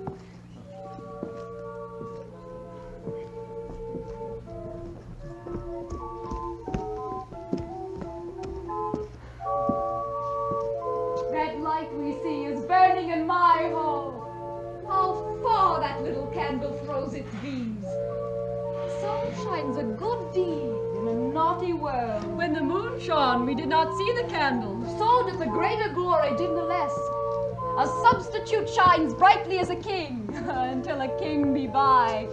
Then his state empties itself as doth an inland brook into the main of waters. Music! Ah, it is your music, madam, of the house. Nothing is good I see without respect. Methinks it sounds much sweeter than by day. Silence bestows that virtue on it, madam. The crow doth sing as sweetly as the lark, when neither is attended. And I think the nightingale, if she should sing by day when every goose is cackling, would be thought no better musician than the wren. How many things by season seasoned are to their right praise and true perfection. Peace, ho! The moon sleeps with Endymion and would not be awake. That is the voice, or I am much deceived, of Portia. He knows me as the blind man knows the cuckoo by the bad voice. Dear lady, welcome home. We've been praying for our husband's health, which speed we hope the better for our words. Are they returned? Madam, they are not yet, but there has come a messenger before to signify their coming. Go in, Nerissa.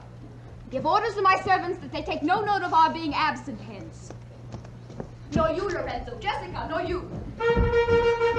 Your husband is at hand. I hear his trumpet. We are no telltales, madam. Fear you not.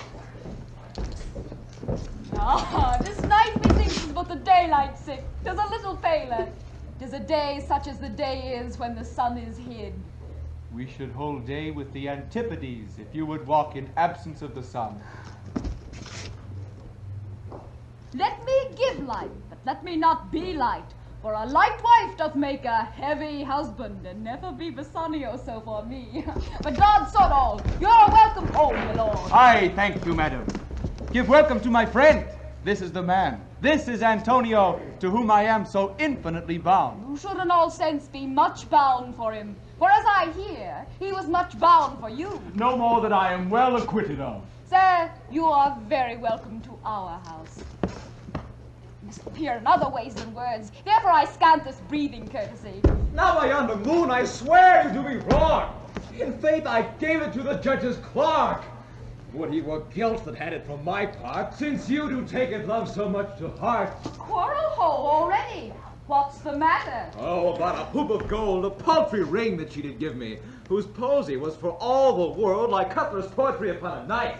Love me and leave me not. What? Talk you of the posy, all the value.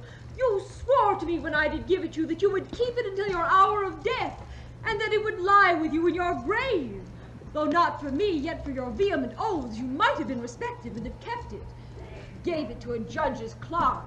No, God's my judge. The clerk will ne'er wear hair on his face that had it. He will, and if he lived to be a man. Aye, if a woman lived to be a man. Now by this hand I gave it to a youth, a kind of boy, a little scrubbed boy no higher than thyself, the judge's clerk, a prating boy that begged it as a fee. I could not for my heart deny it him. You were to blame. I must be plain with you, to part so slightly with your wife's first gift. A thing stuck on with oaths upon your finger, and riveted so with faith unto your flesh. I gave my love a ring, and made him swear never to part with it. And here he stands. I dare be sworn for him he would not leave it, nor pluck it from his finger for all the wealth that the world masters. Now in faith, Brasciano, you gave your wife too unkind a cause of grief, and 'twere to me, I should be mad at it. Why, I were best to cut my left hand off and swear I lost the ring defending it. My Lord Bassanio gave his ring to the judge that begged it, and indeed deserved it too. And then the boy, his clerk, that took some pains in writing, he begged mine, and neither man nor master would take aught but the 2 rings. What ring gave you, my lord? Not that, I hope, which you received of me. If I could add a lie unto a fault, I would deny it. But you see, my finger hath not the ring upon it. It is gone. Even so, boy, it is your false heart of truth. By heaven, I will ne'er come in your bed until I see the ring, nor I in yours till I see mine again. Sweet Portia, if you did know to whom I gave the ring, if you did know for whom I gave the ring, and would conceive for what I gave the ring, when naught would be accepted but the ring, and how unwillingly I left the ring, you would abate the strength of your displeasure. If you had known the virtue of the ring, or half her worthiness that gave the ring, or your own honor to contain the ring, you would not then have parted with the ring. What man is there so much unreasonable, if he had pleased to have defended it with any terms of zeal, wanted the modesty to urge the thing, held a ceremony? Nerissa teaches me what to believe. I'll die for it, but some woman had the ring. No, by mine honor, madam, by my soul, no woman had it. But a civil doctor, who did refuse of me 3,000 ducats, and begged the ring. The which I did deny him, and suffered him to go displeased away, even he that did uphold the life of my dear friend. What should I say, sweet lady? I was enforced to send it after him. I was beset with shame and courtesy. My honor would not let ingratitude so much besmear it. Pardon me, sweet lady, for by these blessed candles of the night, had you been there, I think you would have begged the ring of me to give the worthy doctor. Let not that doctor e'er come near my house, since he hath got the jewel that I loved, and that which you did swear to keep for me. I will become as liberal as you. I'll not deny him anything I have, no, not my body, nor my husband's bed. Know him I shall, I am well sure of it. Lie not a night from home, watch me like Argus. If you do not, if I be left alone, now by mine honor, which is yet mine own, I'll have that doctor for my bedfellow. And I, his clerk. Therefore be well advised how you do leave me to mine own protection. Well, do you so? Let not me take him then, for if I do, I'll mar the young clerk's pet. I am the unhappy subject of these quarrels. Sir, grieve you not. You are welcome notwithstanding. Portia, forgive this enforced wrong, and in the hearing of these many friends, I swear to thee, even by thine own fair eyes, wherein I see myself. Mark you but that. In both my eyes he doubly sees himself. In each eye one. Swear by your double self, and there's an oath of credit. Nay, but hear me. Pardon this fault, and on my soul I swear I never more will break an oath with thee. I once did lend my body for his will, which, but for him that had your husband's ring, had quite miscarried. I dare be bound again, my soul upon the forfeit, that your lord will never more break faith advisedly. Then you shall be his surety. Give him this, and bid him keep it better than the other. Here, Lord Bassanio, swear to keep this ring. By heaven, it is the same I gave the doctor. I had it of him. Pardon me, Bassanio, for by this ring the doctor lay with me. And pardon me, my gentle Brasciano, for that same scrubbed boy, the doctor's clerk, in lieu of this last night did lie with me. Why, this is like the mending of the highways in summer, where the ways are fair enough. What are we cuckolds ere we have deserved it? Not so grossly. You're all amazed. Here is a letter. It comes from Padua, from Valerio. There you shall find that Portia was the doctor, Larissa there her clerk. Lorenzo here shall witness I set forth as soon as you, and even but now, returned. I have not yet entered my house. Antonio, you are very welcome, and I have better news in store for you than you expect. Unseal this letter soon. There you shall find that 3 of your argosies are richly come to harbor suddenly. You shall not know by what strange accident I chanced on these letters. I am dumb. Were you the doctor and I knew you not? Were you the clerk that is to make me cuckold? Aye, but the clerk that never means to do it, unless he live until he be a man. Sweet doctor, you shall be my bedfellow, and when I am absent, then lie with my wife. Sweet lady, you give me life and living, for here I read for certain that my ships have safely come to Rome. Oh no, Lorenzo, my clerk had some good comforts too for you. Aye, and I'll give them him without a fee.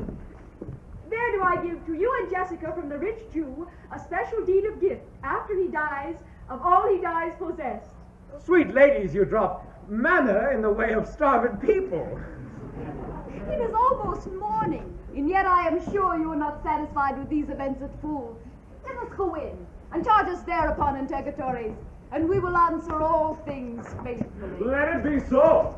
The first interrogatory that my Larissa shall be sworn on is whether till the next night she had rather stay or go to bed now, being 2 hours today. But were the day come, I should wish it dark, that I were couching with the doctor's clerk. Well, while I live, I'll fear no other thing. So sore as keeping safe Larissa's ring.